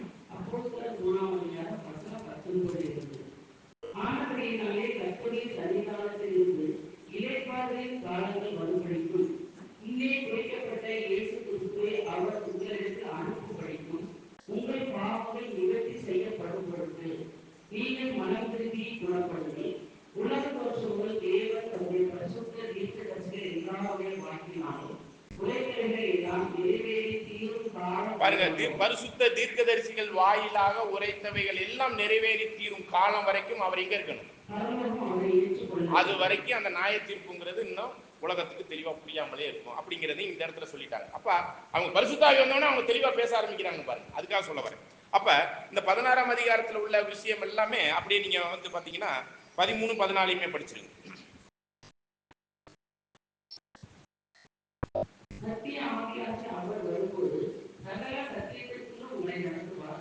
அவர் தம்முடைய சுயமாய் பேசாமல் தாம் கேள்விப்பட்டவர்களை யாவையும் சொல்லி வரப்படுகிற காரியத்தை உங்களுக்கு அறிவிப்பார். பாருங்க, சுயமா எடுத்து பேசாம யாருடைய, தேவனுடைய ஆவிக்குரிய ஒரு விஷயத்துல அவர்கிட்ட இருந்து என்ன சொல்லணும்னு பர்மிஷன் கிடைச்சிச்சோ அதை மட்டும் வந்து அறிவிப்பார். படிங்க தொடர்ந்து. அவர் என்னுடையதை எடுத்து உங்களுக்கு அறிவிப்பினார், என்னை மகிமைப்படுத்துவார். பிதாவினுடையவை யாவும் என்னுடையவை, அதனாலே அவர் என்னுடையதை எடுத்து உங்களுக்கு அறிவிப்பார் என்றேன். அப்ப இதுதான் என்னன்னாக்க பரிசுத்தாவிங்கிற ஒரு விஷயம் வந்து எப்படிப்பட்ட ஒரு தன்மைக்குரியதா இருக்குன்னா, பிதாவினிடத்திலிருந்து புறப்படுகிறதும் மகத்துவமான ரகசியங்கள்லாம் கிறிஸ்துவினிடத்திலிருந்து எடுத்து நம்மளுக்கு அறிவிக்கக்கூடிய ஒரு வல்லமை, தேவ வல்லமை, பரிசுத்த ஆவி, தேவ ஆவிங்கிற ஒரு கான்செப்டாக இங்க செயல்படுது. இப்ப நீங்க அந்த 16ஆம் அதிகாரத்தை அப்படியே படிச்சுட்டு வந்தீங்கன்னா 25 படிக்கலாம் பாருங்க.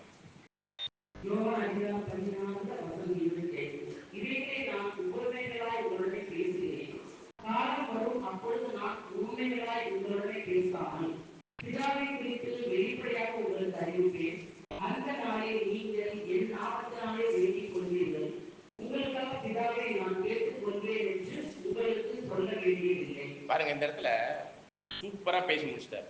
இப்ப மத்தேயு யோவான் 15ல நான் திராட்சை செடி,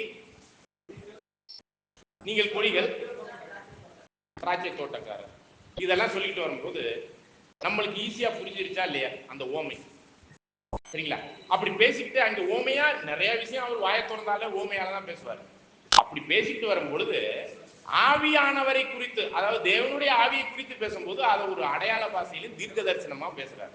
இதுதான் நீங்க புரிஞ்சுக்கணும். அப்படிங்கும்போது அந்த பரிசுத்த ஆவி அப்படிங்கிற ஒரு விஷயத்த ஆழ்த்துவமா ஒரு அடையாளத்துல தான் பேசுறாரு வந்து நம்ம என்னவா எடுத்துக்க கூடாதுன்னா ஒரு மரியாதைக்குரிய ஒரு விஷயமாக மொழிபெயர்ப்புக்காரர்கள் பண்ணியிருக்கிறாங்க. ஆனா ஆழ்த்துவமா இந்த இடத்துல பேசப்பட்டிருக்கிறதா நம்ம நினைக்கிறதெல்லாம் ஒரு அடையாள பாஷையாகவும் ஓமையாகவும் தான் பேசினார். இதுதான் நம்ம புரிந்து கொள்ளணும். புரியுதுங்களா? நான் பாருங்க, இதெல்லாம் அந்த சத்தியத்தின் ஆவியை பத்தி எல்லாம் பேசிட்டு வந்துட்டு கடைசியா முடிக்கும் போது என்ன சொல்லிட்டாரு? இதை நான் ஓமையாகவும் என்ன என்ன சொல்றாரு ஆங்கிலத்தில் பார்த்தீங்கன்னா ஃபிகர்டிவ் லாங்குவேஜ் அண்டு பேரபிள் லாங்குவேஜ்ங்கிறாரு. அது திரும்ப படிங்க 25. இவைகளை நான் உவமைகளாய் உங்களுடனே பேசுகிறேன். காலம் வரும், அப்பொழுது நான் உவமைகளாய் உங்களிடம் பேசாமல் பிதாவை குறித்து வெளிப்படையாக உங்களுக்கு அறிவிப்பேன். ஓகே, இப்போ நம்ம சிம்பிளா ஒரு 2 ஓமையை நம்ம பார்த்தோம் இதுக்கு முன்னாடி. இன்னும் 39 ஓமைகள் இருக்கு, அதெல்லாம் படிப்படியா நம்ம பார்ப்போம். சரிங்களா? கடுகு ஓமையை பத்தி பார்த்தோம். ஒரு கடுகை கொண்டு போய் வயல்ல போட்டான், அது முளைச்சி பெரிய மரம் ஆயிடுச்சு, அதன் கிளைகள் இருந்துச்சு, அந்த கிளைகள்ல பறவையெல்லாம் வந்து அடங்குனுச்சு. நம்ம விசுவாசம், மகாபரிசுத்தமான விசுவாசத்துக்கு ஒரு அந்த ஓமையை அடையாளத்துல பார்த்தோம். அந்த ஓமைக்குள்ள என்ன இருக்குது? பரலோக ராஜ்யத்தின் ரகசியம், உலக தோற்றம் முதல் உள்ள ரகசியம். புரியுதுங்களா? அப்ப பரலோக ராஜ்யத்தின் ரகசியத்தை பேசும்போது அதை லிட்டரலா எடுத்துக்கிட்டு நல்லா புரிஞ்சுக்கங்க. கடுகு விதையை கொண்டு போய் ஆண்கள்லாம் பரலோகம் போகணும்னா கடுகு விதையை கொண்டு போய் வயல்ல போட்டு அது மரமானுச்சுன்னா பரலோகம் போவாங்க.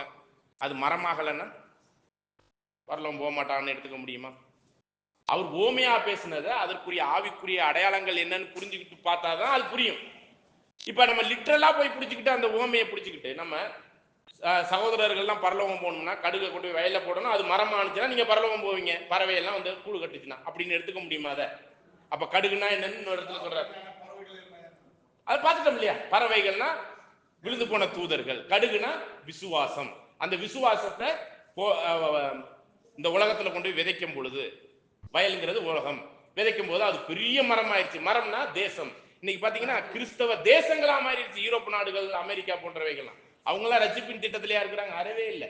கிறிஸ்தவ மார்க்கமாக இயங்குறாங்களோ ஒழிஞ்சு அதுல எல்லாமே அசுத்தாவிகள், விழுந்து போன தூதர்கள் தான் இங்க வந்து அந்தந்த சபையில வந்து உட்கார்ந்துருக்க ஒழிஞ்சு தேவனுடைய ஆவி இல்லை.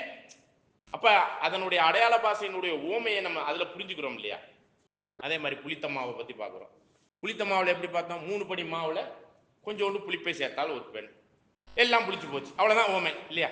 அப்ப நான் பெண்கள்லாம் பரலவம் போகணும்னா 3 படி மாவு எடுத்து கொஞ்சோண்டு புளிப்பை சேர்த்து எல்லா மாவையும் புளிக்க வச்சுட்டீங்கன்னா நீங்க எல்லாம் பரலவம் போயிருவீங்களா? அந்த வசனத்தை நீங்க அப்படியே பிடிச்சீங்கன்னா நீங்களாம் ஈஸியா பரலவம் போற மாதிரி அப்படி எழுதியிருக்கிறாருன்னு வச்சுக்கலாமான்னு நான் கேட்கிறேன். இதுதான் இங்கேயும் ஆவியானவர் அப்படிங்கிற ஒரு விஷயத்துல ஒரு மரியாதைக்குரிய ஒரு ஒரு தன்மையில சொல்லப்பட்டிருக்கு. சரிங்களா? ஆனா இதெல்லாம் ஆண்டவர் சொன்ன வார்த்தைகளையும் நம்ம உள்வாங்கணும். அப்ப பரிசுத்தாவிக்கு விரோதமாய் செய்யப்படுகிற பாவம் என்ன ஆகாது? மன்னிக்கப்படாதுன்னு சொல்லியிருக்கேன். அப்ப ஆண்டவருக்கு எதிராக செய்யப்படுற பாவம் மன்னிக்கும். ஆமா, ஆண்டவருக்கு எதிராக செய்யப்படுகிற பாவம் மன்னிக்கப்படும். ஆனா அவர் மனுஷகுமாரனா வந்திருக்கும் போது மனுஷனுக்கான ஒரு விஷயத்துல மன்னிக்கப்பட்டுலாம். ஆனா பரிசுத்த ஆவிங்கிறது எது என்ன அப்படின்னு புரிஞ்சு கொள்ளும் பொழுதுதான் நம்ம ஒரு வசனம் விசேஷ விதமா ஒரு வசனம் படிச்சோம். படிக்கலாம் பாருங்க.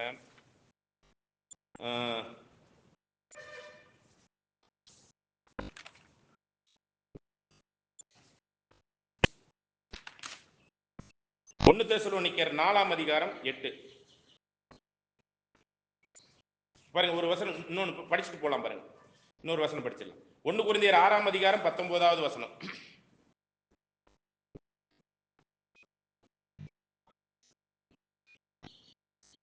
1 கொரிந்தியர் 6ஆம் அதிகாரம் 19வது வசனம்.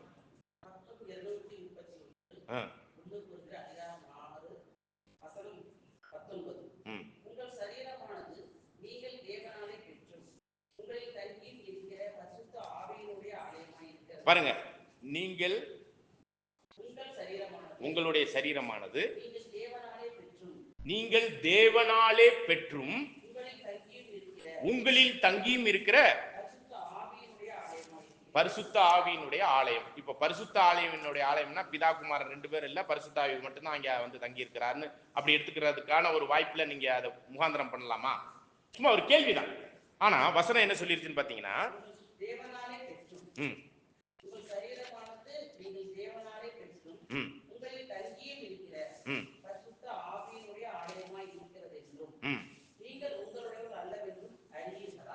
ஓகே. அப்ப இந்த இடத்துல இன்னொரு வசனம் படிக்கலாம் பாருங்க. இதுக்கு ஜோடியா நம்ம ஏற்கனவே சபைங்கிற ஒரு பாடத்துல நம்ம படிச்சிருப்போம், ஞாபகம் இருக்குங்களா?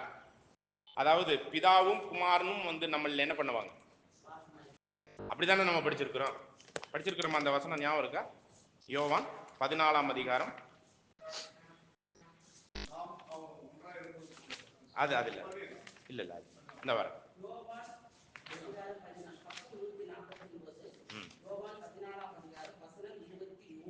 படிங்க, அதே தான்.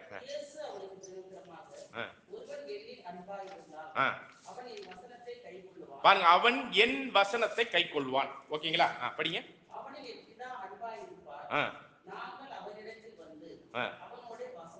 நாங்கள் அவனிடத்தில் வந்து அவனோடு வாசம் பண்ணுவோம். இப்ப தேவனுடைய ஆவியும் அங்கே வந்து வாசம் பண்ணுது.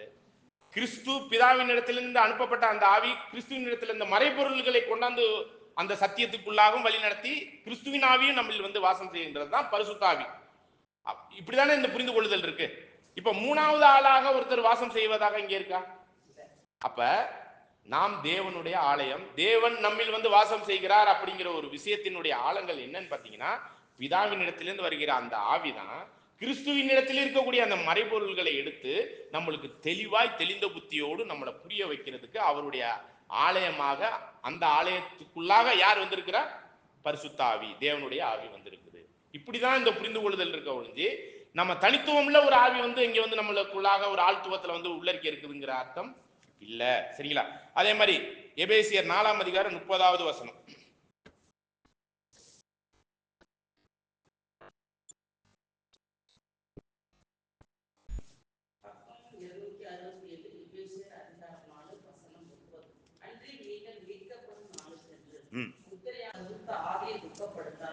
பாருங்க, நீங்கள் மீட்கப்படும், இந்த வசனத்தை தான் நாம சொன்னோம். நம்ம மீட்கப்பட போவது லைட். அப்ப மீட்கப்படும் நாளுங்கிறது ஆண்டவர் 2ஆம் வருகையில தான் நம்ம உயிர்த்தெழுந்து போவோம். அந்த நாளுக்கென்று முத்திரையாக கொடுக்கப்பட்ட ஆவியை நீங்க என்ன பண்ணாதீங்க, தேவனுடைய பரிசுத்த ஆவியை துக்கப்படுத்தாதீங்க அப்படிங்கறது சொல்லப்படுது. அப்ப தேவனுடைய பரிசுத்த ஆவிங்கிறது ஒரு தனித்துவம் உள்ள ஒரு நபராக இருந்தாதான் அவரை துக்கப்படுத்த முடியும். ஒரு தனித்துவம் உள்ள ஒரு நபரா இருந்தாதானே அவரை துக்கப்படுத்த முடியும். அது அவருடைய வல்லமையா இருந்தா அந்த வல்லமைக்குரிய அந்த ஆவியை நம்ம துக்கப்படுத்துறங்கிறதும் அவர் துக்கப்படுறது ஒரு தனித்துவத்துக்குரிய ஒரு விஷயம் மாதிரி தானே இதுல புரிந்து கொள்ளுதல்ல இருக்கு. இந்த மாதிரி வசனங்கள் தான் நம்மளுக்கு என்னவா இருக்குன்னா அவர் தனித்துவம் உள்ள ஆளுங்கிற மாதிரி நம்மளுக்கு தோன்றுகிறது. இன்னொரு வசனம் படிச்சோம் இல்லையா? மனுஷகுமாரனுக்கு விரோதமாய் செய்யப்படுகிற பாவம் மன்னிக்கப்படும், பரிசுத்தாவிக்கு விரோதமாய் செய்யப்படுகிற பாவம் மன்னிக்கப்படாது. அப்ப பரிசுத்தாவிங்கிற ஒரு தனி நபருக்கு விரோதமாக தானே பாவத்தை சொல்லியிருக்கு, தேவனுக்கு விரோதமாக சொல்லியிருக்கு. அப்படிங்கும் போதுதான் இப்ப நம்ம அதை தெளிவடைவதற்கு 1 தெசலோனிக்கர் 4ஆம் அதிகாரம் 8வது வசனத்தை வாசிக்கலாம்.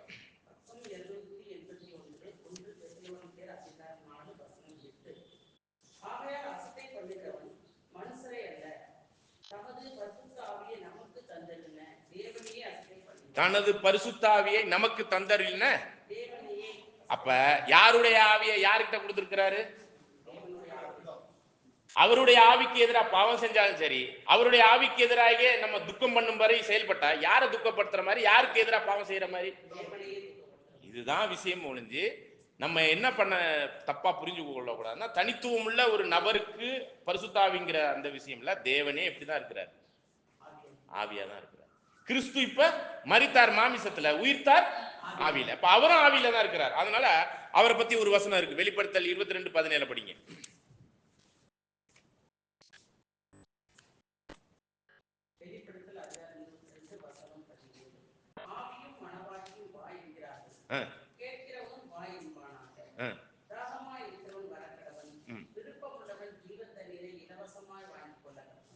ஓகே. இப்ப இந்த இடத்துல ஆவியம் மணவாட்டியும், மணவாட்டிங்கிறது சபை எங்க வான்னு கூப்பிடுது? பரலோகத்துக்கு வாங்கன்னு கூப்பிடுது. நம்ம எல்லாம் சேர்ந்து அவருடைய பணி பண்றோம்னா அவங்களெல்லாம் வாங்க பரலோகம் போகணும். இப்ப ஆவிங்கிறது இந்த இடத்துல யார சொல்லப்படுறதா இருக்கு? மணவாளன் அவர் தான். அப்ப இப்ப கிறிஸ்து என்னவா தான் இருக்கிறார்? ஆவியானவரா தான் இருக்கிறார். இப்ப நம்ம போய் அனுப்புறேன்னு சொன்னது யாரு? நானும் பிதாவும் வந்து வாசம் செய்கிற அவருடைய ஆவியை தான் நம்ம வந்து ஒரே ஆவியாக நம்மளுக்குள்ளாக செயல்படுறாங்கிறது புரியுது. இப்ப 1 கொரிந்தியர்ல பார்க்கலாம் பாருங்க, 12ஆம் அதிகாரம். கர்த்தரே ஆவியானவர். படிங்க.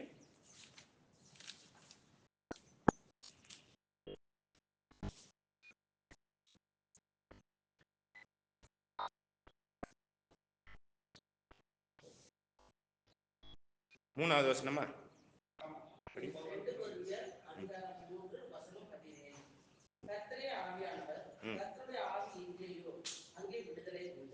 இது எந்த வசனம் சொல்றீங்க? 3ஆம் அதிகாரம்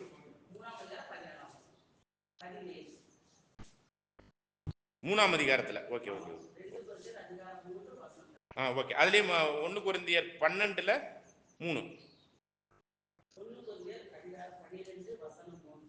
அதனால் தேவனுடைய ஆவியினாலே பேசுகிற எவனும் இயேசுவை சபிக்கப்பட்டவர் என்று சொல்ல மாட்டான் என்றும், பரிசுத்த ஆவியினாலே அன்றி இயேசுவை கர்த்தர் என்று ஒருவரும் சொல்லக்கூடாது என்றும் உங்களுக்கு தெரிவிக்கிறேன். ஓகே.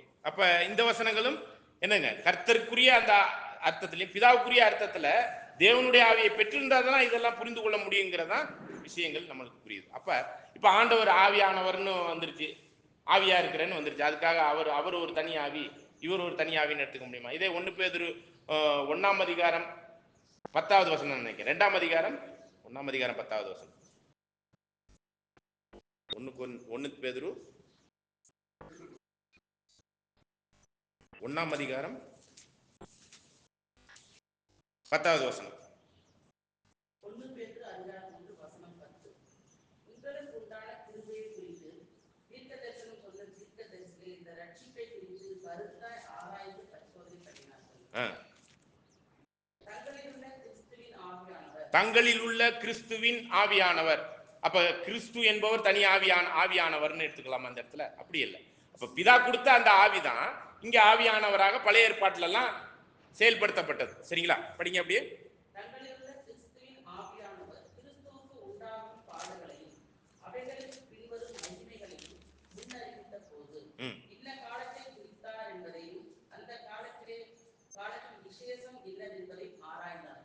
பாத்தீங்களா? அப்ப என்னென்ன விஷயம் கிறிஸ்துவுக்கு நடக்க போகுது, எப்படி மகிமை அடைய போறார், எப்படி மரிக்க போறார், எப்படி உயிர்த்தெழ போறார், இதெல்லாமே பழைய ஏற்பாட்டில் எழுதப்பட்டிருக்குல்ல. யாருடைய ஆவியிலையும்? கிறிஸ்துவின் ஆவியானவர் அப்படின்னு சொல்லப்பட்டிருக்கு. அப்ப பிதாவினுடைய ஆவியானவரா, கிறிஸ்துவின் ஆவியானவர், இப்படி 4 பேர் இருக்கிற மாதிரி வந்துருக்கு பாருங்க. அப்படி அல்ல. பிதாவின் இடத்திலிருந்து கொடுக்கப்பட்ட அந்த ஆவியில தான் கிறிஸ்துவானவர் பழைய ஏற்பாட்டில எல்லாம் என்ன பண்ணாருங்க, தேவனுடைய ஆவியினாலே செயல்படுத்தினார் அப்படிங்கிறதெல்லாம் பார்க்கிறோம். 2 பேதுரு 1ஆம் அதிகாரம் 21வது வசனத்தையும் வாசிங்க.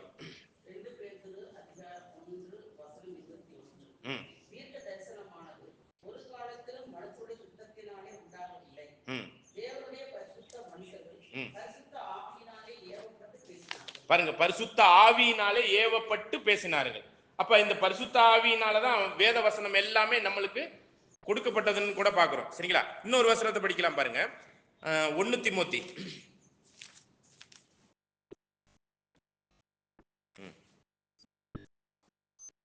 2 தீமோத்தி 3ஆம் அதிகாரம் 15ல இருந்து படிங்க. 2 தீமோத்தேயு அதிகாரம் 3 வசனம் 15 இருந்து. கிறிஸ்து இயேசுவை பற்றும் விசுவாசத்தினாலே உன்னை ரட்சிப்புக்கேற்ற ஞானம் உள்ளவனாக தக்க பரிசுத்த வேத எழுத்துக்களை நீ சிறு வயது முதல் அறிந்தவன் என்றும் உனக்கு தெரியும். வேத வாக்கியங்கள் எல்லாம் தேவ ஆவியினாலே அருளப்பட்டிருக்கிறது. தேவனுடைய மனுஷனுக்கு தெரியவனாக பாருங்க, தேவ ஆவியினாலதான் இதெல்லாம் என்ன பண்ணப்பட்டிருக்கு, நம்மளுக்கு அருளப்பட்டிருக்கு. படிங்க. ஓகே. அப்ப அதெல்லாம் கற்று தேறி எப்படி வரணுங்கிறது நம்மளுக்கு கொடுக்கப்பட்ட போதனை. அப்ப தேவ ஆவினாலே அருளப்பட்டிருக்குன்னா தேவ வசனம் எல்லாம் தேவ ஆவினால கொடுக்கப்பட்டதா, தேவனால் கொடுக்கப்பட்டதா? அருளப்பட்டது. அந்த தேவனுடைய மனுஷர்கள் தேவ ஆவியை பெற்றுக்கொண்டு அதெல்லாம் எழுதினாங்க. அதுதான் விஷயம். அப்ப தேவனுடைய ஆவிங்கிறது அவருடைய ஆவி தான் இங்க என்ன பண்ணப்பட்டது, அவர்களுக்கு பொழியப்பட்டு பழைய ஏற்பாட்டுல எல்லாம் இதெல்லாம் பேசினார்கள். இதுக்கு உதாரணமா ஒரு சில இன்சிடென்ட்டை பார்க்கலாம் பாருங்க. அப்போஸ்தலர் 28ல 25ல இருந்து 27 வசனம்.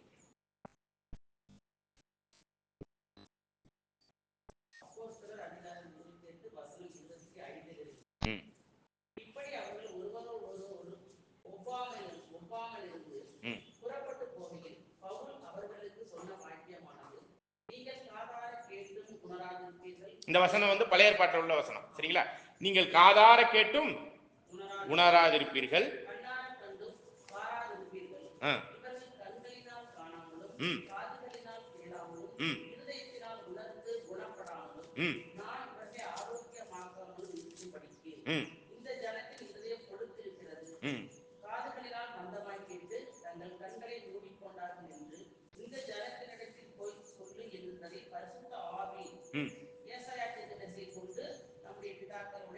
இப்ப இந்த இந்த இடத்துல நல்லா கவனிங்க, பரிசுத்தாவி தான் ஏசாயா தீர்க்கதரிசிகிட்ட என்ன பண்ணியிருக்கிறாங்க, என்ன பண்ணியிருக்கிறாங்க?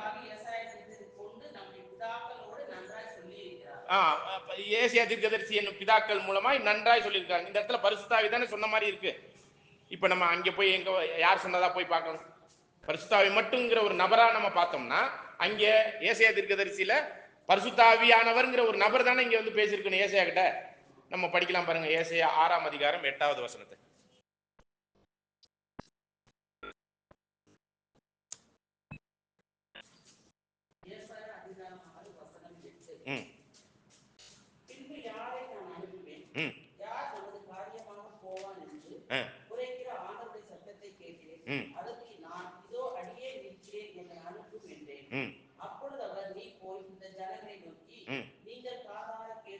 இந்த வசனத்தை தான் அங்க அப்போஸ்தலர்ல எழுதப்பட்டிருக்கு.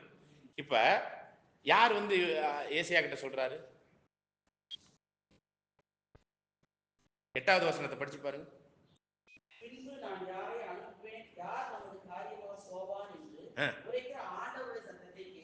ஆண்டவருடைய சத்தம். நல்லா கவனிங்க, இங்க பரிசுத்தாவின்னு அப்போஸ்தலர்ல சொல்லப்பட்டது யாருடைய சத்தம்? அப்ப ஆண்டவருடைய சத்தம்ங்கிற வசனம் வார்த்தை தான் பரிசுத்தாவி. Simple understanding. இது நீங்க அங்க உள்ள ஜோடி வசனத்தோட போய் பார்த்துட்டீங்கன்னா அவர் பேசின வார்த்தைகளே ஆவியாயும் ஜீவனுமா இருக்குங்கிறது போல, ஆவியானவரே சத்தியம்ங்கிற வசனத்தை போட, மனுஷன் அப்பத்தினால் அல்ல தேவனுடைய வாயிலிருந்து வருகிற ஒவ்வொரு வார்த்தையினாலும் ஜீவனோடு இருப்பான்ங்கிறது, ஆவிக்குரிய ஜீவனை அடைவதற்கு அவருடைய வார்த்தை தான் என்னவா இருந்திருக்கு, ஆவிக்குரிய எல்லா விஷயத்திலும் நம்மளை செயல்படுகிற பரிசுத்தாவியாக இருந்திருக்கு. இப்படிதான் இந்த வசனங்கள் எல்லாம் புரிந்து கொள்ளப்பட்டிருக்கு. சரிங்களா? இப்ப நம்ம சாம்பிளுக்கு இதே மாதிரி இன்னொரு வசனத்தை படிக்கலாம் பாருங்க. அப்போஸ்தலர் 1ஆம் அதிகாரம் 16வது வசனம். அப்போஸ்தலர் 1ஆம் அதிகாரம் 16வது வசனம்.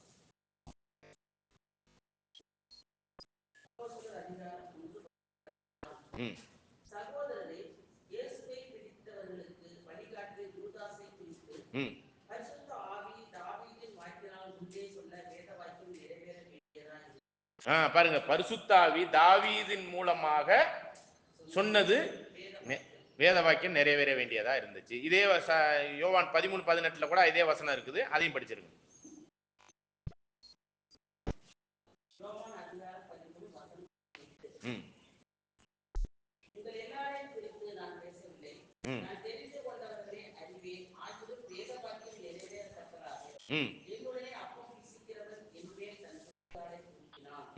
பாருங்க, வேத வாக்கியம் நிறைவேறத்தக்கதாக, தேவனுடைய வார்த்தைகள் நிறைவேறத்தக்கதாய் இந்த யூதாஸ் இப்படி பண்ணுவான் அப்படிங்கிறது எங்க எழுதிருக்கு? சங்கீதம் 41:9 எழுதிருக்கு. படிக்கலாம் பாருங்க.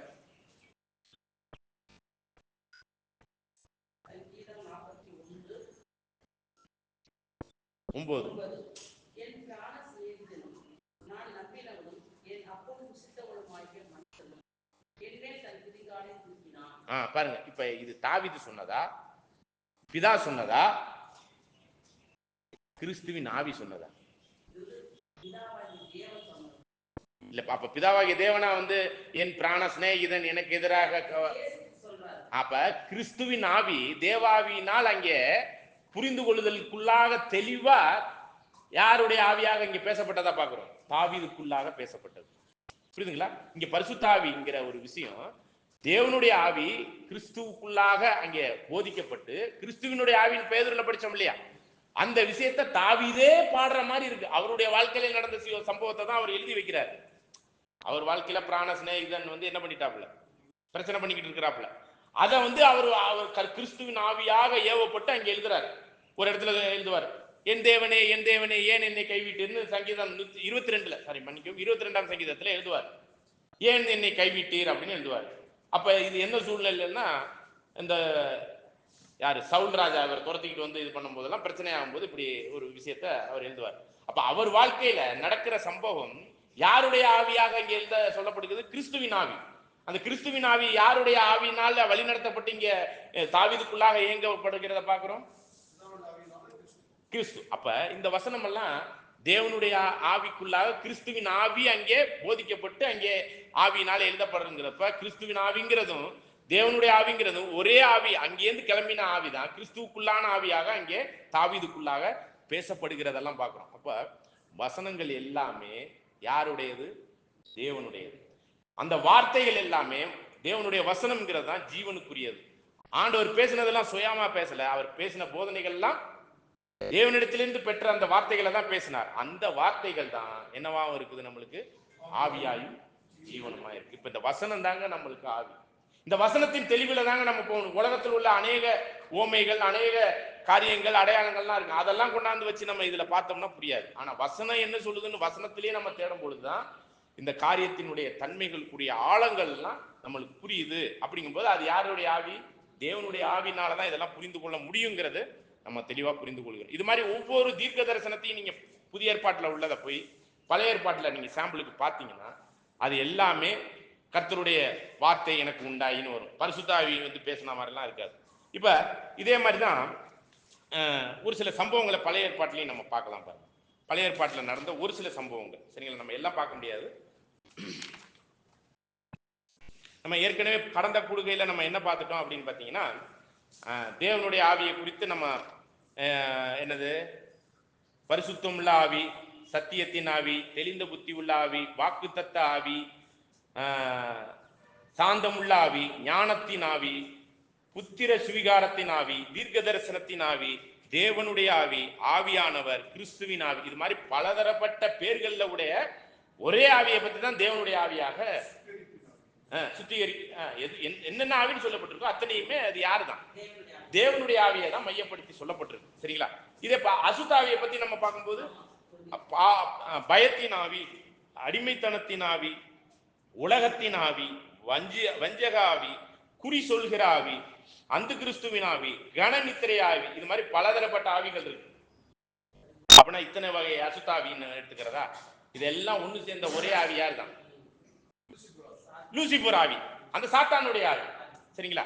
அப்ப இந்த அசுத்தாவிக்கு இத்தனை பேர் இருந்தாலும் அவன் ஒரு ஆளை தான் குறிக்குது. அது யாருது? அந்த அசுத்தாவிங்கிறதே யாரு தான்? அவனுக்கு பேர் சொல்றமா, அசுத்தாவிங்கிறது ஒருத்தன், லூசிபருங்கிறது ஒருத்தன். அப்படி எதுவும் பிரிச்சு பார்க்க முடியுதா? லூசிபருக்கு மகன் தான் அந்த கிறிஸ்து, அந்த கிறிஸ்துங்கிற இன்னொருத்தன் அப்படின்னு 3 பேர் இருக்கிறாங்கன்னு அவனுக்கு சொல்ல முடியுமா? தெளிவா நம்ம என்னன்னா, அந்த ஆவிங்கிறது அவனுடைய போதனை, அவனுடைய பொய் மார்க்கம், அவனுடைய பொய் வார்த்தைகள், பொய்யான வழிநடத்தல் முறைமைகள் தான் அந்த ஆவியில செயல்படுறாங்க.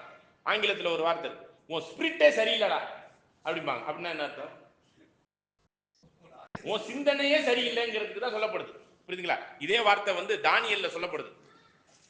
யாருக்குன்னா 2ஆம் அதிகாரத்துல நேபுகாத்நேசர் ஒரு கனவு கண்டுட்டு அவர் எதுல கலங்கி இருப்பாரு அப்படின்னா என்ன அர்த்தம்? அவர் பரிசுத்த ஆவியில கலங்கி இருந்தாரா, அசுத்த ஆவியில கலங்கி இருந்தாரா, சொந்த ஆவியில கலங்கி இருந்தார்? அப்ப ஆவினாக்கி அந்த சொந்த ஆவிங்கிறது மூச்சு விடுறதா, கலங்கி இருக்கிறதுனா என்னது? ஒரு பிரச்சனையில கன்ஃபியூஷன்ல இருக்கிறார் ஆளு. அப்ப அவருடைய மைண்ட் டிஸ்டர்ப் ஆயிருச்சு. அந்த மைண்ட் அந்த தரிசனத்தை பார்த்துக்கிட்டு அவர் மைண்ட் டிஸ்டர்ப் ஆனதுனால அந்த டிஸ்டர்ப் ஆன ஒரு சிந்தை, அந்த மைண்டுக்குள்ளான அந்த அறிவுபூர்வமான காரியத்துல ஒரு குழப்பம், அதுதான் என்னது? ஆவியிலே கலங்க. அப்ப அவருடைய சிந்தையில கலங்கினார். அதுதான் விஷயங்களாக நம்ம பார்க்கிறோம். சரிங்களா? ஆக நம்ம தனித்துவம் உள்ள ஒரு நபர்த்துவத்துல நம்ம இதை நம்ம பார்க்கக்கூடிய ஒரு விஷயம் இல்லை. எனக்குன்னு ஒரு ஆவி இருக்கு, பரிசுத்தாவின்னு ஒண்ணு இருக்கு, எனக்குன்னு ஒரு ஆவி இருக்கு. சரிங்களா? அந்த சிந்தையில நான் கஷ்டப்படுறேன், வேதனைப்படுறேன், ஐயோ அப்படின்னு கவலைப்படுறேன். அப்ப எனக்கு அந்த ஆவியினுடைய சிந்தனையில தான் எனக்கு இந்த கலக்கங்கள், ஒவ்வொருத்தருக்கும் அவங்கவுங்க கலக்கங்கள், அவங்கவுங்க பிரச்சனை. இதெல்லாம் சால்வ் பண்றதுக்கு தான் எந்த ஆவியை கொடுக்கிறார்? அவருடைய ஆவியை, தேவனுடைய ஆவியை கொடுத்து நம்மளுக்கு தெளிந்த புத்தி உள்ள ஆவிக்குள்ளாக கொண்டாடுறாரு. புரியுதுங்களா? இவ்வாறதாக தான் இதெல்லாம் புரிந்து கொள்ளப்படுகிறது. ஓகே, அப்ப நம்ம ஏசாயாவில் கடந்த கூடுகையில நம்ம பார்த்துட்டோம். ஏசாயா 61ல கர்த்தருடைய ஆவியானவர் என்மேல் இருக்கிறார்னாக்கி அந்த ஆண்டவர் படிச்ச அந்த லூக்காவில் படிச்ச அந்த வசனங்கள் தான். அது என்னன்னு பாக்குறோங்க. தேவனுடைய கர்த்தருடைய ஆவி தான் அந்த ஏசாயா 61 படிங்க.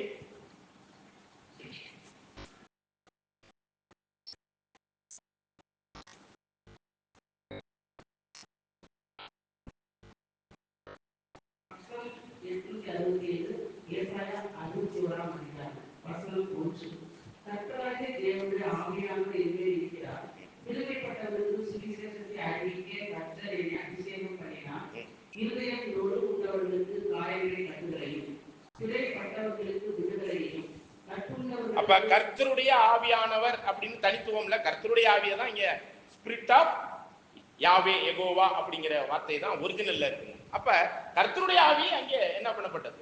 அவர் மேல அந்த முதலாம் வருகையில அவர் மேல அவருடைய ஆவியை பொழிகிறார். தேவனுடைய ஆவியை அவர் பொழிகிறார். அதே ஏசாயா 63:12 படிக்கலாம்.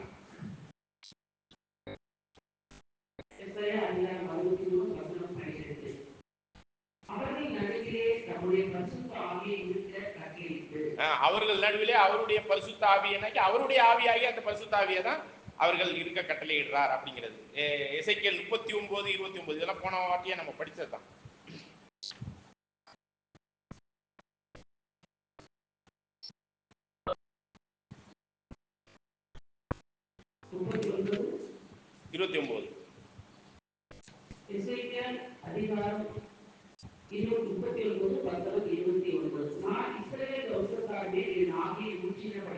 இஸ்ரேல் வம்சத்தார் மேல் என் ஆவியை ஊற்றினேன் அப்படிங்கிறதான். அப்ப இந்த காரியங்கள்லாம் அவருடைய ஆவியை தான் கொடுக்கிறார்.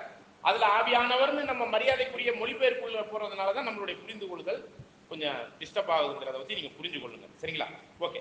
இப்ப ஒரு சில சம்பவங்கள்லாம் நடந்திருக்கு. நியாயாதிபதிகள்ல 14ஆம் அதிகாரம் 6வது வசனத்துல கழுதையின் தாடையை எடுத்து என்ன பண்ணுவாப்ல சிம்சோன் அத்தனை பேரையும் அடிச்சு நொறுக்குவாப்ல. படிங்க அந்த வசனத்தை.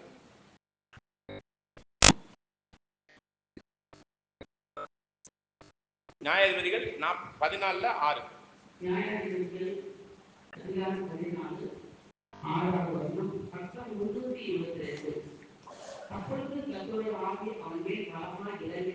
பாருங்க, கர்த்தருடைய ஆவி பவரா அவன் மேல் இறங்கினதுனால், கர்த்தருடைய ஆவி பவர், அதான் பவர் தான் அவருடைய ஆவி. சரிங்களா? இறங்கினதுனால்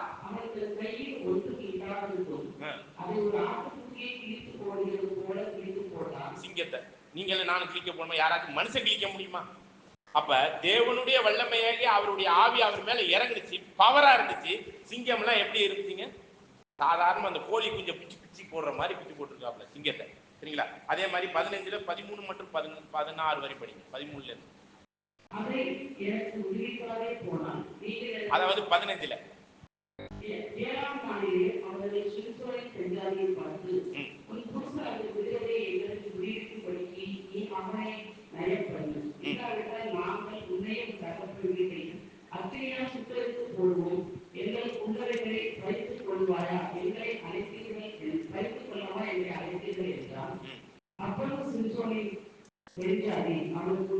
அதாவது 15ல 13 15ல 13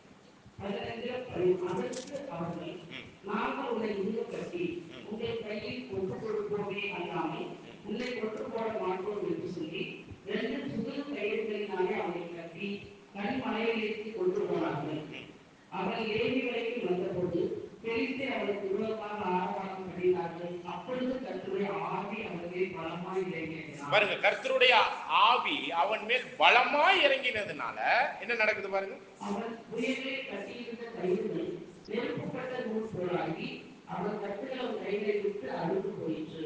பாத்தீங்களா?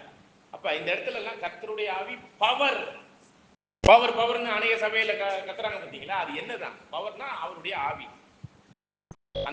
அசுத்தாவிக்கு பவர் இருக்கு. அது வந்து இறங்கும் போது என்ன நாட்டம் கொடுத்து பாருங்க.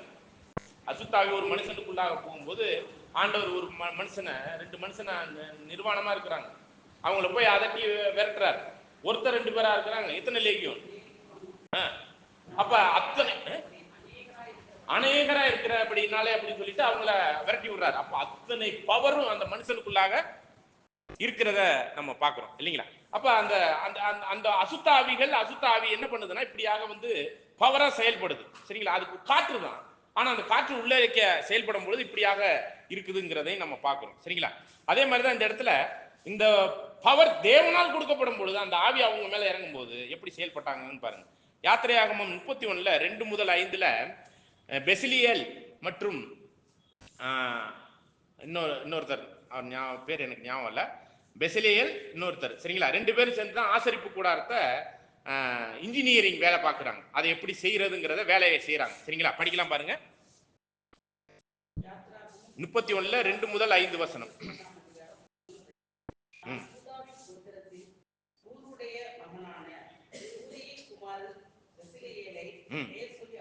வினோதமான வேலைகளை அவன் யோசித்து செய்வதற்கும், பொன்னிலும் வெள்ளியிலும் வெண்கலத்திலும் வேலை செய்வதற்கும், ரத்தினங்களில முத்திரை வெட்டு படிக்கிறதற்கும், மரத்தில் சித்திர வேலைகளை செய்கிறதற்கும் மற்றும் சகலவித வேலைகளையும் யூகித்து செய்கிறதற்கும் வேண்டிய ஞானமும் புத்தியும் அறியும் அவனுக்கு உண்டாக அவனை தேவ ஆவியினாலே நிரப்பினேன்.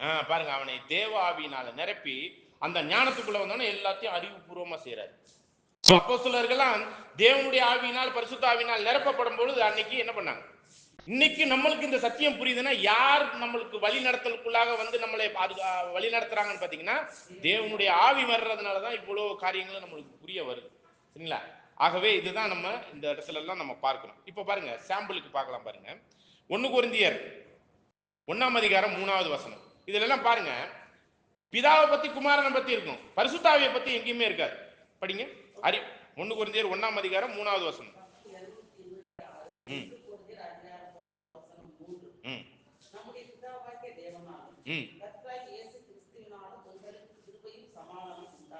ஏன் பரிசுத்தாவியை விட்டுட்டாங்க?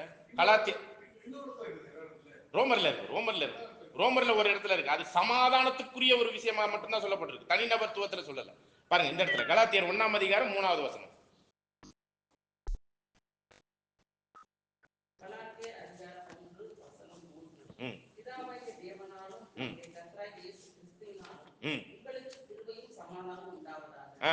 உங்களுக்கு கிருபையும் சமாதானம். சரிங்களா? பிலிப்பியர் 1ஆம் அதிகாரம் 2வது வசனம்.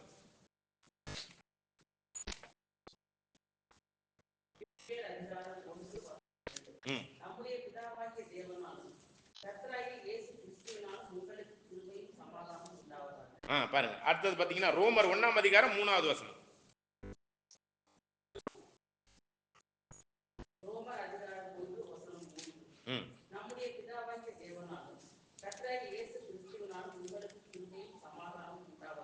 ஒன்னு பேதுரு 1:3.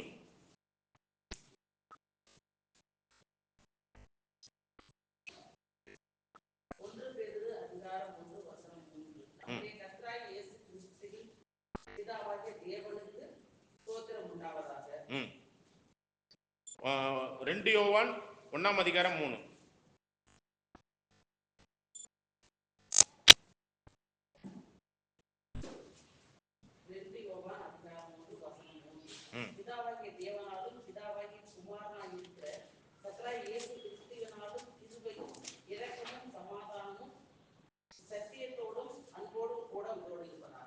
பாருங்க அநேக இடத்துல ஏறக்குறைய 90% வசனங்கள் இப்படிதான் இருக்கு. ரோமர்ல மட்டும் மத்தேயு 28:19 வசனத்துல மட்டும்தான் பிதா குமாரன் பரிசுத்தாவின் நாமத்தினாலே என்ன பண்ணணும்? ஞானஸ்தானம் கொடுக்கணுங்கிறத சொல்றாங்க. சரிங்களா? அதுக்குதான் நம்ம போன கூடுகையிலே நம்ம அதற்கான விளக்கம் பார்த்தோம். பிதாவாகிய தேவனுடைய நாமத்தினால் வந்தவர் யாரு?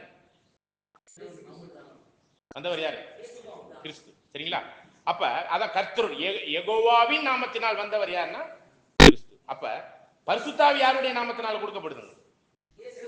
இயேசு கிறிஸ்து. என் நாமத்தினால். அப்ப நாமம் அப்படிங்கிற ஒரு விஷயத்துலதான் இந்த 3ல மையப்படுத்துகிற ஒரு நாமம் எதை இருக்குன்னாக்க யாஷுவா அப்படிங்கிறது அவருடைய பேர். சரிங்களா? யா அப்படின்னாலே யெகோவா. அப்ப யெகோவாவின் என் ரட்சிப்பு அப்படிங்கிற நாமத்தினாலதான் வந்தார். பரிசுத்தாவியும் யாருடைய நாமத்தினால? கிறிஸ்துவின் நாமத்தினாலதான். அதனாலதான் ஞானஸ்தானம் கொடுக்கும்போது பிதா குமாரன் பரிசுத்தாவிங்கிற மையப்படுத்துகிற ஒரே நாமம் எதுதான்? ஆண்டவராய கர்த்தராய கிறிஸ்து இயேசுவின் நாமத்தினால அவங்க என்ன பண்ணாங்க? ஞானஸ்தானம் கொடுத்தாங்க அப்படிங்கிறதை நம்ம பார்க்கிறோம். சரிங்களா? ஆகவேதான் இந்த பரிசுத்தாவி ஆவியானவர், பரிசுத்த ஆவியானவர் அப்படிங்கிறது இல்ல, தேவனுடைய ஆவியானவர், இது எல்லாமே தேவனுடைய ஆவியை மட்டுமே மையப்படுத்தி சொல்லப்பட்டிருக்க ஒழிஞ்சு தனித்துவம் உள்ள ஒரு நபராக பாவிக்கப்பட்டாச்சு. இப்ப இந்துக்கள்ல 3 கடவுள் இருக்காங்க, பிரம்மா, விஷ்ணு, சிவன். இதே மாதிரி கிரேக்க கடவுள்ல 3 இருக்கிறாங்க. இதே மாதிரி ரோம கடவுள்கள்லயும் 3 இருக்கிறாங்க. சரிங்களா? இதெல்லாம் இந்த தத்துவம் எல்லாம் இந்த ட்ரினிட்டி திருத்துவம் என்ற கொள்கை 300 வருஷம் கழிச்சு தான் பைபிள் எழுதப்பட்டு முடிஞ்சு ஏறக்குறைய 300 வருஷம் கழிச்சு கான்ஸ்டாண்டினோபிள் அப்படிங்கிறவர் தான் இந்த துருக்கியிலிருந்து ரோமாபுரியை கேப்சர் பண்ணி அவர் ராஜாவா மாறுறார். அப்ப என்ன நடந்துருச்சுன்னா, சிலுவையை தன்னுடைய சின்னமாக கொண்டு அங்கே போய் போர் புரியும் போது அவர் ஜெயிச்சிட்டார். ஒரே நாள்ல அவர் கிறிஸ்தவன் ஆயிட்டார். ஒரே நாள்ல கிறிஸ்தவன் ஆயிட்டார். அப்ப அந்த 3 கடவுள் வணக்கம் உலகளாவிய அளவுல எல்லா இடத்துலயும் இருக்கு. இந்தியாவில் இருக்கு, மற்ற யூரோப் நாடுகள்ல இருக்கு, எல்லா இடத்துலயுமே இருக்கு. அந்த தத்துவத்தை தான் என்ன பண்ணிட்டாங்க, 3 கடவுள் வணக்கத்தை டிட்டூலியன் அப்படிங்கிற ஒரு குரூப், எது இந்த கான்ஸ்டாண்டினோபிளினுடைய காலத்துல கொண்டாந்து உள்ளரிக்க வச்சுட்டாங்க. சரிங்களா?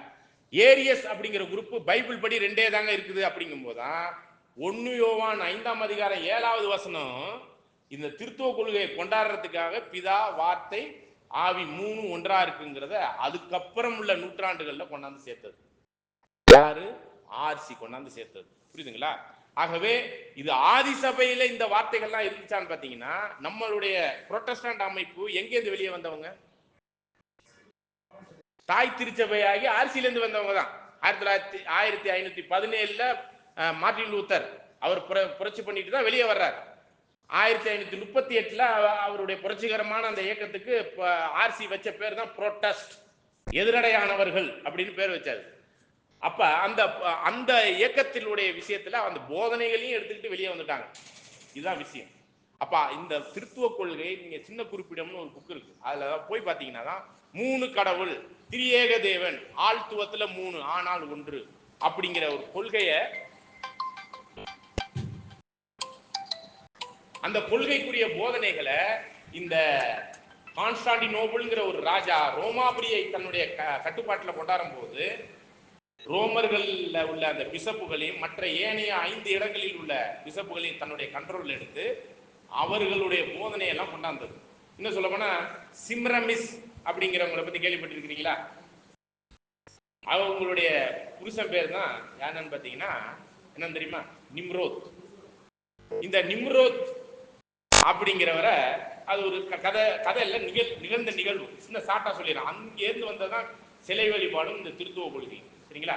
அந்த நிம்ரோத்துங்கிறவங்கள தேவனுடைய ஜனங்களா இருந்தவங்க அவனை மற்றவங்கள கும்பிட ஆரம்பிச்சதை பார்த்துட்டு ரொம்ப பலவானா இருந்திருக்கிறாங்க. சிங்கத்தோடலாம் போராடுறதுல வல்லவர். அவனுடைய பேரே வேட்டைக்காரன். சரிங்களா? அவனை கொண்டு போட்டுட்டாங்க. இந்த அம்மா நிம்ரோத்தினுடைய மனைவி சிம்ரமிஸ் என்ன பண்ணாங்கன்னா, அவங்க வந்து கன்சீவ் ஆயிட்டாங்க புருஷன் சாவறதுக்கு முன்னாடி. அந்த குழந்தைக்கு தான் புருஷன் மாதிரியே உருவானதுனால குறிப்பிட்ட அந்த புருஷன் தன்மை வரையும் வர்ற வரையும் இந்த நிம்ரோத்தினுடைய சிலையை வச்சு அசைச்சு இந்த மாதிரி உயிரோட இருக்கிறாருன்னு அவனை கும்பிட வச்சிருக்கிறாங்க. ஒரு குறிப்பிட்ட நாள் கழிச்சு இந்த பையன் தான் 20 வயசுக்கு மேல அதே அப்பா மாதிரி வந்துருப்பாப்புல, இந்த பாருங்க நிம்ரோத்து வந்துட்டாப்புலன்னு சொல்லிட்டு தன்னுடைய புருஷனையே தன்னுடைய மகனையே கல்யாணம் பண்ணிக்கிட்டான் அம்மா. அப்ப பிதாதான் குமாரன், குமாரன் தான் பிதாங்கிற கொள்கையும் இதுல இந்த அம்மா 3வது ஆளா 3 கடவுள் வணக்கத்துக்குரிய ஒரு விஷயத்தை கொண்டாந்தது அப்பயே வந்துருச்சுங்க. எப்போ நோவா வேலையை விட்டு வெளியே வரும் பொழுதே இந்த காரியம் அப்பயே ஸ்டார்ட் ஆனது. அதனுடைய விஷயம் தான் தன்னுடைய கக்கத்துல குழந்தைய வச்சுக்கிட்டு இருக்கிற மாதிரி கன்னிமரியால் உலகளாவிய அளவுல எத்தனையோ 1000 இடத்துல இருக்கான். அதெல்லாம் யாருன்னு பாத்தீங்கன்னா நிம்ரோத். நீங்க சிம்ராமிஸ்னு கூகுள்ல போட்டு பாருங்க, கையில ஒரு கக்கத்துல ஒரு குழந்தையோட இருக்கும். இந்த அம்மா உருவாக்குனது தாங்க அந்த சிம்ராமிஸ். ஆதியாகமத்துல இருக்கு. சரிங்களா?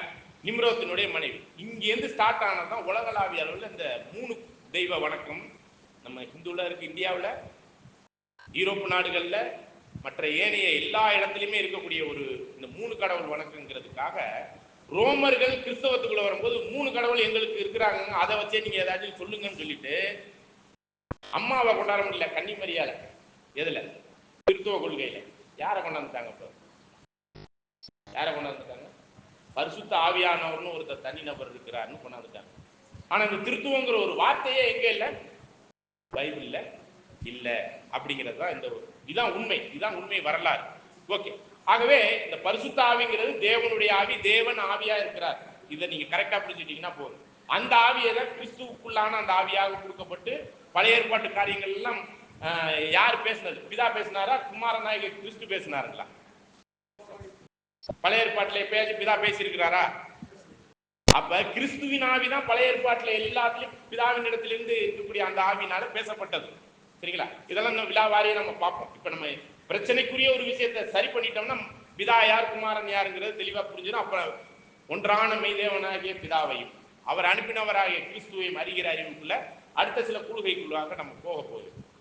ஓகே, இப்ப இந்த விஷயத்துல இப்ப நம்ம இடத்துல இந்த பாடத்துக்குள்ள அநேக காரியம் எப்படிதான் சாட்சி இருந்ததுன்னா, தேவனுடைய ஆவியாக தான் அந்த ஆவியானவர் அல்லது ஆவி பரிசுத்த ஆவியானவர் அப்படிங்கிறதெல்லாம் இருக்குத ஒழிஞ்சு, அதற்கு தேவனுடைய ஆவிக்கு பரிசுத்த ஆவியானவருக்கு விரோதமாய் செய்யப்படுகிறதுல யாருக்கு விரோதமாய் செய்யப்படுறது? ஏன்னா தேவன் கொடுத்த ஆவி அது. அவருக்கு எதிராக ஆவிக்கு எதிராக செய்யறது தேவனுக்கு எதிராகவே செய்யறது. ஏன்னா தேவன் ஆவியா இருக்கிறார். அந்த ஆவியின் ஊற்றி தனியா எடுத்துட்டோம்னா இந்த பைபிள் வசனங்கள் தான் ஆவியாயும் ஜீவனமா இருக்குது. அந்த போதனைகள் தான் ஆவியாயும் ஜீவனமா இருக்குது. 1 யோவான் 5:6 ஆவியானவரே சத்தியம் ஆதலால் நான் பேசின வார்த்தைகளே ஆவியும் ஜீவனுமா இருக்கு. ஆகவே தேவனுடைய ஆவியே அந்த சத்தியம். அதனாலதான் தேவன் நான் உண்மையாக இருக்கிறேன் அப்படின்னு சொல்றாரு. அவர் உண்மை உள்ளவரா இருக்கிறது போல நீங்களும் அந்த உண்மை உள்ள சத்தியமா மாறணுங்கிறார். அதை குறித்து தான் சாட்சி கொடுக்க யார் வந்தது? எந்த உண்மையை பத்தி, எந்த சத்தியத்தை பத்தி? தேவன் உண்மை உள்ளவரா இருக்கிறார். அந்த உண்மையான சத்தியத்திற்கு சாட்சி கொடுக்கவே நான் இந்த பூமியில வந்தேன். சத்தியவான் எவனும் என் சத்தத்தை கேட்கிறான். அப்ப அந்த சத்தியத்தின் ஆவிங்கிறது பிதாவினுடைய ஆவியும் கிறிஸ்துவின் உள்ளான ஆவியும் ஒரே ஆவியா இயக்கப்பட்டு நம்மளுக்குள்ளாக புரிய வைத்து அப்பா பிதாவே என்று அழைக்கிற புத்திர சுவிகாரத்தையும் கொடுக்கிறார். பிதாவினுடைய வல்லமையினால் எல்லா சத்தியத்தையும் புரிய வைக்கிறார். அவர் தான் நம்மளுக்கு நேரடியாக டீல் பண்றாரு. அவர் வந்து நம்மளுக்குள்ளாக வந்து வாசம் செய்கிறவர் யார்? பிதாவும் குமாரனும். அப்படிப்பட்ட பிதாவும் குமாரனும் என்னவாக நம்மளுக்குள்ளாக செயல்படுறாங்கன்னா பரிசுத்த ஆவியாக. தேவன் நம்ம வாசம் செய்கிற பரிசுத்த ஆவியாக. ஏன்னா ஆண்டவர் போயிட்டு ஸ்தலத்தை ஆயத்தம் பண்ணிட்டு வர்ற வரையும் எதை அனுப்புறேன்னு சொல்லி இருக்கிறாரு? தேவனுடைய ஆவியாகிய சத்தியத்தின் ஆவி. அப்ப தேவனுடைய ஆவி வருது, அது கிறிஸ்துக்குள்ளான ரகசியங்களையும் எடுத்து சொல்லுது. அதனால கிறிஸ்துவின் ஆவியும் நம்மளுக்குள்ளாக வந்து அதை தெளிந்த புத்தி உள்ள ஆவியாக நம்மளுக்கு இந்த சத்தியத்துக்குள்ளாக வழிநடத்தப்படுது. இந்த சத்தியத்துக்குள்ளாக வழிநடத்தப்படுவதற்காக தான் இப்ப அது ஈசாக்கின் திருமணம் அப்படிங்கிற ஒரு பாடம் பார்த்துருக்கோம். அதுல ஒரு நிமிஷம் எடுத்துக்கலாங்களா? எவ்வளவு நேரம் இந்த டைம் எவ்வளவு இருக்கு? ஓகே, அப்ப நம்ம கேள்வி பதில் நேரமா ஓகே. அப்ப அந்த ஒரு காரியங்களுக்குள்ளாக நம்ம பார்க்கும்போது அது கரெக்ட் டைம் இல்லை, பார்த்துக்கோங்க.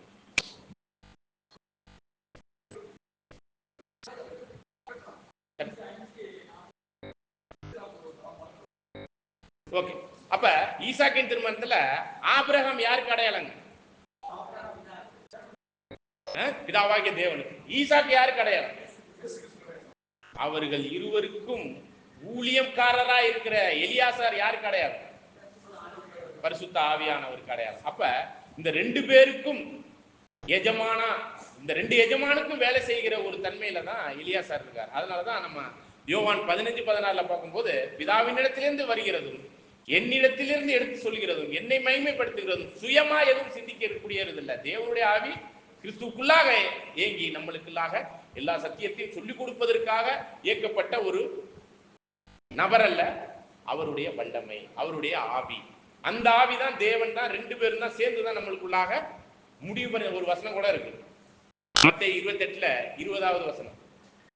உங்களோட கடைசி வரையும் உங்களோட கூட இருக்கிற நான் ஆண்டவர் தான் பரலோகத்துல இருக்கிறாரு. அவர் எப்படி கடைசி வரையும் நம்மளோட இருக்க முடியும்?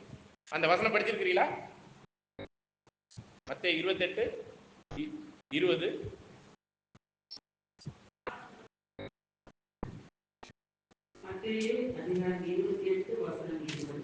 நான் உங்களுக்கு கற்பித்த யாவையும் அவர்கள் கைகொள்ளும்படிக்கு அவர்களுக்கு உபதேசம் பண்ணுகிறேன். இது உலகத்தின் முடிவுகளிலும் சகல நாட்களில் நான் உங்களுடைய கூட இருக்கிறேன் என்றார். இப்ப ஆண்டவர் பூமியிலே தானே நம்மளுக்குள்ள இருக்கணும், இங்க இருக்கணும். அப்படியா இருக்கிறாரு? அவர் போய் அவருடைய ஆவி, பிதாவினுடைய ஆவியும் அவருக்குள்ளாக இருக்கிற அந்த ஆவியினுடைய ஆழங்களையும் நம்மளுக்கு புரிய வைத்து தேவனும் கிறிஸ்துவும் ஒன்னா சேர்ந்து நம்மளுக்குள்ளாக இருக்கிறார்கள். இந்த உலகத்தின் முடிவு வரையும் நம்மளோட இருக்கிறாங்கன்னா அவங்களுடைய ஆவிதான் நம்மளுக்குள்ள இயங்குதுங்கிறது விஷயம் முடிஞ்சு பிதாவும் குமார் நம்மளுக்குள்ள அப்படியே லிட்டரலா வந்து இருக்கிறாங்கன்னு அர்த்தமாகுமா? ஆகவே ஆண்டவர் பேசினதெல்லாம் அந்த இடத்துல ஓமையாக பேசப்பட்டது. பரிசுத்தாவிக்கு விரோதமாக செய்யப்படுகிற பாவம் எல்லாம் யாருக்கு விரோதமாக செய்யப்படுகிற பாவம்? பிதாவாகிய தேவனுக்கு விரோதமாய். பரிசுத்தாவிக்கு துக்கப்படுத்துகிறதுலாம் யாரை துக்கப்படுத்துகிறது? தேவனை துக்கப்படுத்துகிறது. ஆகவே இந்த ஒரு காரியங்கள் எல்லாம் நம்ம புரிந்து கொண்டு பரிசுத்த தேவ ஆவி அப்படிங்கிறது சத்தியம். அந்த சத்தியத்தின் ஆவி சத்தியம். அந்த வசனம் தான் போதனை. போதனை தான் கிறிஸ்துவினுக்குள்ளான ஜீவன். கிறிஸ்துவுக்குள்ளான ஆவி, அந்த ஆவிதான் பரிசுத்த ஆவி என்பதை புரிந்து அந்த ஒரு காரியத்துக்குள்ளாக நாம் வழி நடத்தலாம். ஓகே. அன்புக்குரிய சகோதர சகோதரிகளே, என்ன விஷயம் அப்படின்னு பார்த்தீங்கன்னாக்க, இவ்வளவு நேரம் நம்ம என்ன பாடம் கேட்டோம் அப்படின்னு சொல்ல முடியுங்களா? என்ன பாடம், என்ன புரிஞ்சுக்கிட்டோம், எதுக்காக இவ்வளவு நேரம் பேசினாரு? ஒரு சில பேர் முன்னாடியெல்லாம் நல்ல பதில் சொல்லிக்கிட்டே இருப்பீங்க, இப்போ ரொம்ப டல்லா இருக்கிறதுனால அப்படி ஒரு கேள்வி, என்ன பாடம் பார்த்தோம் அப்படின்னு தெரியுதுங்களா? வெரி குட், அதுதான் விஷயம். ஏன்னா ஒரு சில பேர் அதை இங்க இருக்கிற எல்லாருமே புரிஞ்சுக்கொள்ள முடியல அப்படிங்கிறத சொல்ல வரோம்.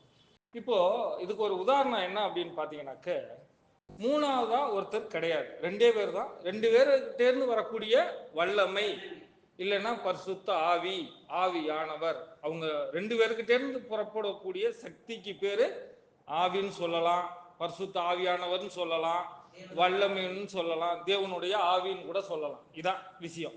சரி, தேவனுடைய ஆவிக்கு விரோதமாய் பேசுகிறவர்களும் ஒரு காலம் மன்னிப்பு கிடையாது அப்படின்னாரு. அப்படின்னா என்ன அர்த்தம் அப்படின்னு பாத்தீங்கன்னா, சிம்பிளா நம்ம ஊர்ல நடக்கிற ஒரு விஷயத்த சொல்லலாம். எப்படின்னு பாத்தீங்கன்னாக்க, இப்போ சகோதரி யாராவது ஒருத்தர், சகோதரி வந்து வீட்டுல ஒரு குழம்பு வைக்கிறாங்க. என்ன வைக்கிறாங்க? சாம்பார் வைக்கிறாங்கன்னு வச்சுக்குவோம். நான் சாப்பிட்றதுக்கு வாரேன், நான் சகோதரன் வாரேன். வரும்போது சாம்பார் பார்த்துட்டு கோச்சிக்காரு, சும்மா புரிகிறதுக்காக சாம்பாரையும் முவரையும் பாரு அப்படின்னு சொல்லிட்டோம்னு வைங்க, நம்ம சாம்பாரை குறை சொல்லணும்னு அர்த்தமா, சாம்பாரை வச்சவங்கள குறை சொல்றோம்னு அர்த்தம்? யார சொன்னோம்னு அர்த்தம்? சாம்பார் வச்சவங்கள. அப்போ தேவனிடத்துல இருந்து பெற்றுக்கொண்ட அவருடைய வல்லமையினால பிசாசுகளை விரட்டுறாரு.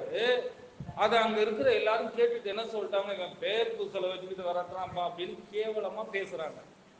அதனாலதான் ஆண்டவராய் இயேசு கிறிஸ்து அதுக்கப்புறம் என்ன சொல்றாருன்னா, பரிசுத்த ஆவிக்கு விரோதமாய் பேசுகிறவர்களுக்கு ஒரு நாளும் மன்னிப்பு கிடையாது. ஏன்னா அது பிதாவாகிய தேவனுடைய வல்லமை. அது என்னது? பிதாவாகிய தேவனுடைய வல்லமையை பத்தி நீங்க அவருடைய பரிசுத்த ஆவிக்கு விரோதமா நீங்க பேசுனீங்கன்னா ஒரு நாளும் மன்னிப்பு கிடையாதுங்கிறதுக்காக சொல்ல வந்தார். சரி, இன்னைக்கு எடுத்துக்குவோம். நீங்க மற்ற சபைகளில் பேசும்போது ஆவியானவர் என் மேல இறங்கினாரு, நான் உற்சாகம் அடைஞ்சு என்ன பண்ணிட்டேன், குதிச்சு பயங்கரமா பார்த்துருக்கீங்களா? அவங்க என்னென்ன பண்றாங்க சபைகள்ல? பயங்கரமா குதிப்பாங்க. வேதத்துல எங்கேயாவது பரிசுத்த ஆவி இறங்கி குதிச்சு பயங்கரமா பண்ணதா எங்கேயாவது இருக்குதா? கண்டிப்பா ரெண்டே ரெண்டு இடத்துல தான் தேவனுடைய ஆவி இறங்குது. ஒண்ணு 120 பேர் மேல, எங்க பெந்தகோஸ்தே நாள். இன்னொரு இடத்துல பரிசுத்த ஆவி இறங்கும், வல்லமை. அதாவது பரிசுத்த ஆவி நீங்க மேக்சிமம் வல்லமைன்னு பயன்படுத்த புரிஞ்சுக்கிட்டு வல்லமைன்னு பயன்படுத்திங்கன்னா இதுல எந்த குழப்பமே வராது. யாரு? பவுலும் சீலாவும் எங்க இருக்கிறாங்க? சிறையில இருக்கிறாங்க. அவங்களுடைய கட்டுகள் எல்லாம் தெரிக்கிறதுக்காக அவருடைய தேவனுடைய ஆவி அங்க வந்து இறங்குது. இதை தவிர பைபிள்ல வேற எங்கேயுமே தேவனுடைய ஆவி யார் மேலே இறங்கினதா வசனமே இல்லை. அந்த மாதிரி உண்டு, அதாவது இறங்கி செயல்பட்டதாக எங்கேயுமே அந்த மாதிரி எல்லாம் இல்லை. பாத்தீங்கன்னா நம்ம ஆளுங்க தேவனுடைய ஆவி இறங்கினாக்க எதை வேணாலும் சாதிக்கலாமா இல்லையா? தேவனுடைய ஆவி என் மேல இறங்குதுன்னா எடுத்துக்கோங்க, கண்ணு தெரியணும் உடனே தெரியணுமா இல்லையா? அப்போ இங்க இருக்கிறவங்க எல்லாம் தேவனுடைய ஆவின்னு இறங்கி குதிக்கிறாங்களா, அது உண்மையிலே தேவனுடைய ஆவியா? ஏதாவது சாதிக்க முடியுதா? ஏதாவது பண்ண முடியுதா? அது வந்து வேஸ்ட். அது வந்து பாத்தீங்கன்னா நம்மளுக்கு இருபுறம் கருப்புள்ள பட்டை எதுன்னா வேதமா, அதை கீழே வச்சிருவாங்க, அதை போட்டு மிதிச்சு உழப்பி கடைசியில தேவனுடைய ஆவி என் மேல இறங்குனுச்சு, நான் உற்சாகம் ஆயிட்டேன். அப்படிதான் இன்னைக்கு இருக்கிற சபை மேக்சிமம் விரும்புறாங்க. கைத்தட்டணும், குதிக்கணும், அப்பதான் உங்களுக்கு ஒரு திருப்தி. அதனால ரெண்டே பேர் தான், பிதாவாகிய தேவனையும் அவரை அனுப்புனா ஆண்டவராய் இயேசு கிறிஸ்துவுமே அறிகிறது நித்திய சாதாரண நித்திய ஜீவன். நம்ம எங்க போக போறோம்? சாகாமை, அழியாமை, அந்த ஒரு தன்மைக்கு போகணும்னா இன்னும் மேல கத்துக்கணும். நீங்க சாதாரணம்னா நீங்க கம்மியா இடப்படாதீங்க. அந்த எது பிதாவாகிய தேவனையும் ஆண்டவராய் இயேசு நித்திய ஜீவன் கிடைக்கிறதுக்கு இவங்க ரெண்டு பேர் யாருன்னு தெரியும். இது இல்லாம மூணாவதா சொல்ற உலக மக்கள் சொல்ற அது யாரு எது அப்படிங்கிறத புரிஞ்சுக்கிறதுக்காக இன்னைக்கு சகோதரர் இவ்வளவு தெளிவா இவ்வளவு நேரம் எடுத்தாரு. அதனால பொறுமையோடு கேட்ட அன்புக்குரிய சகோதர சகோதரி யாவருக்கும்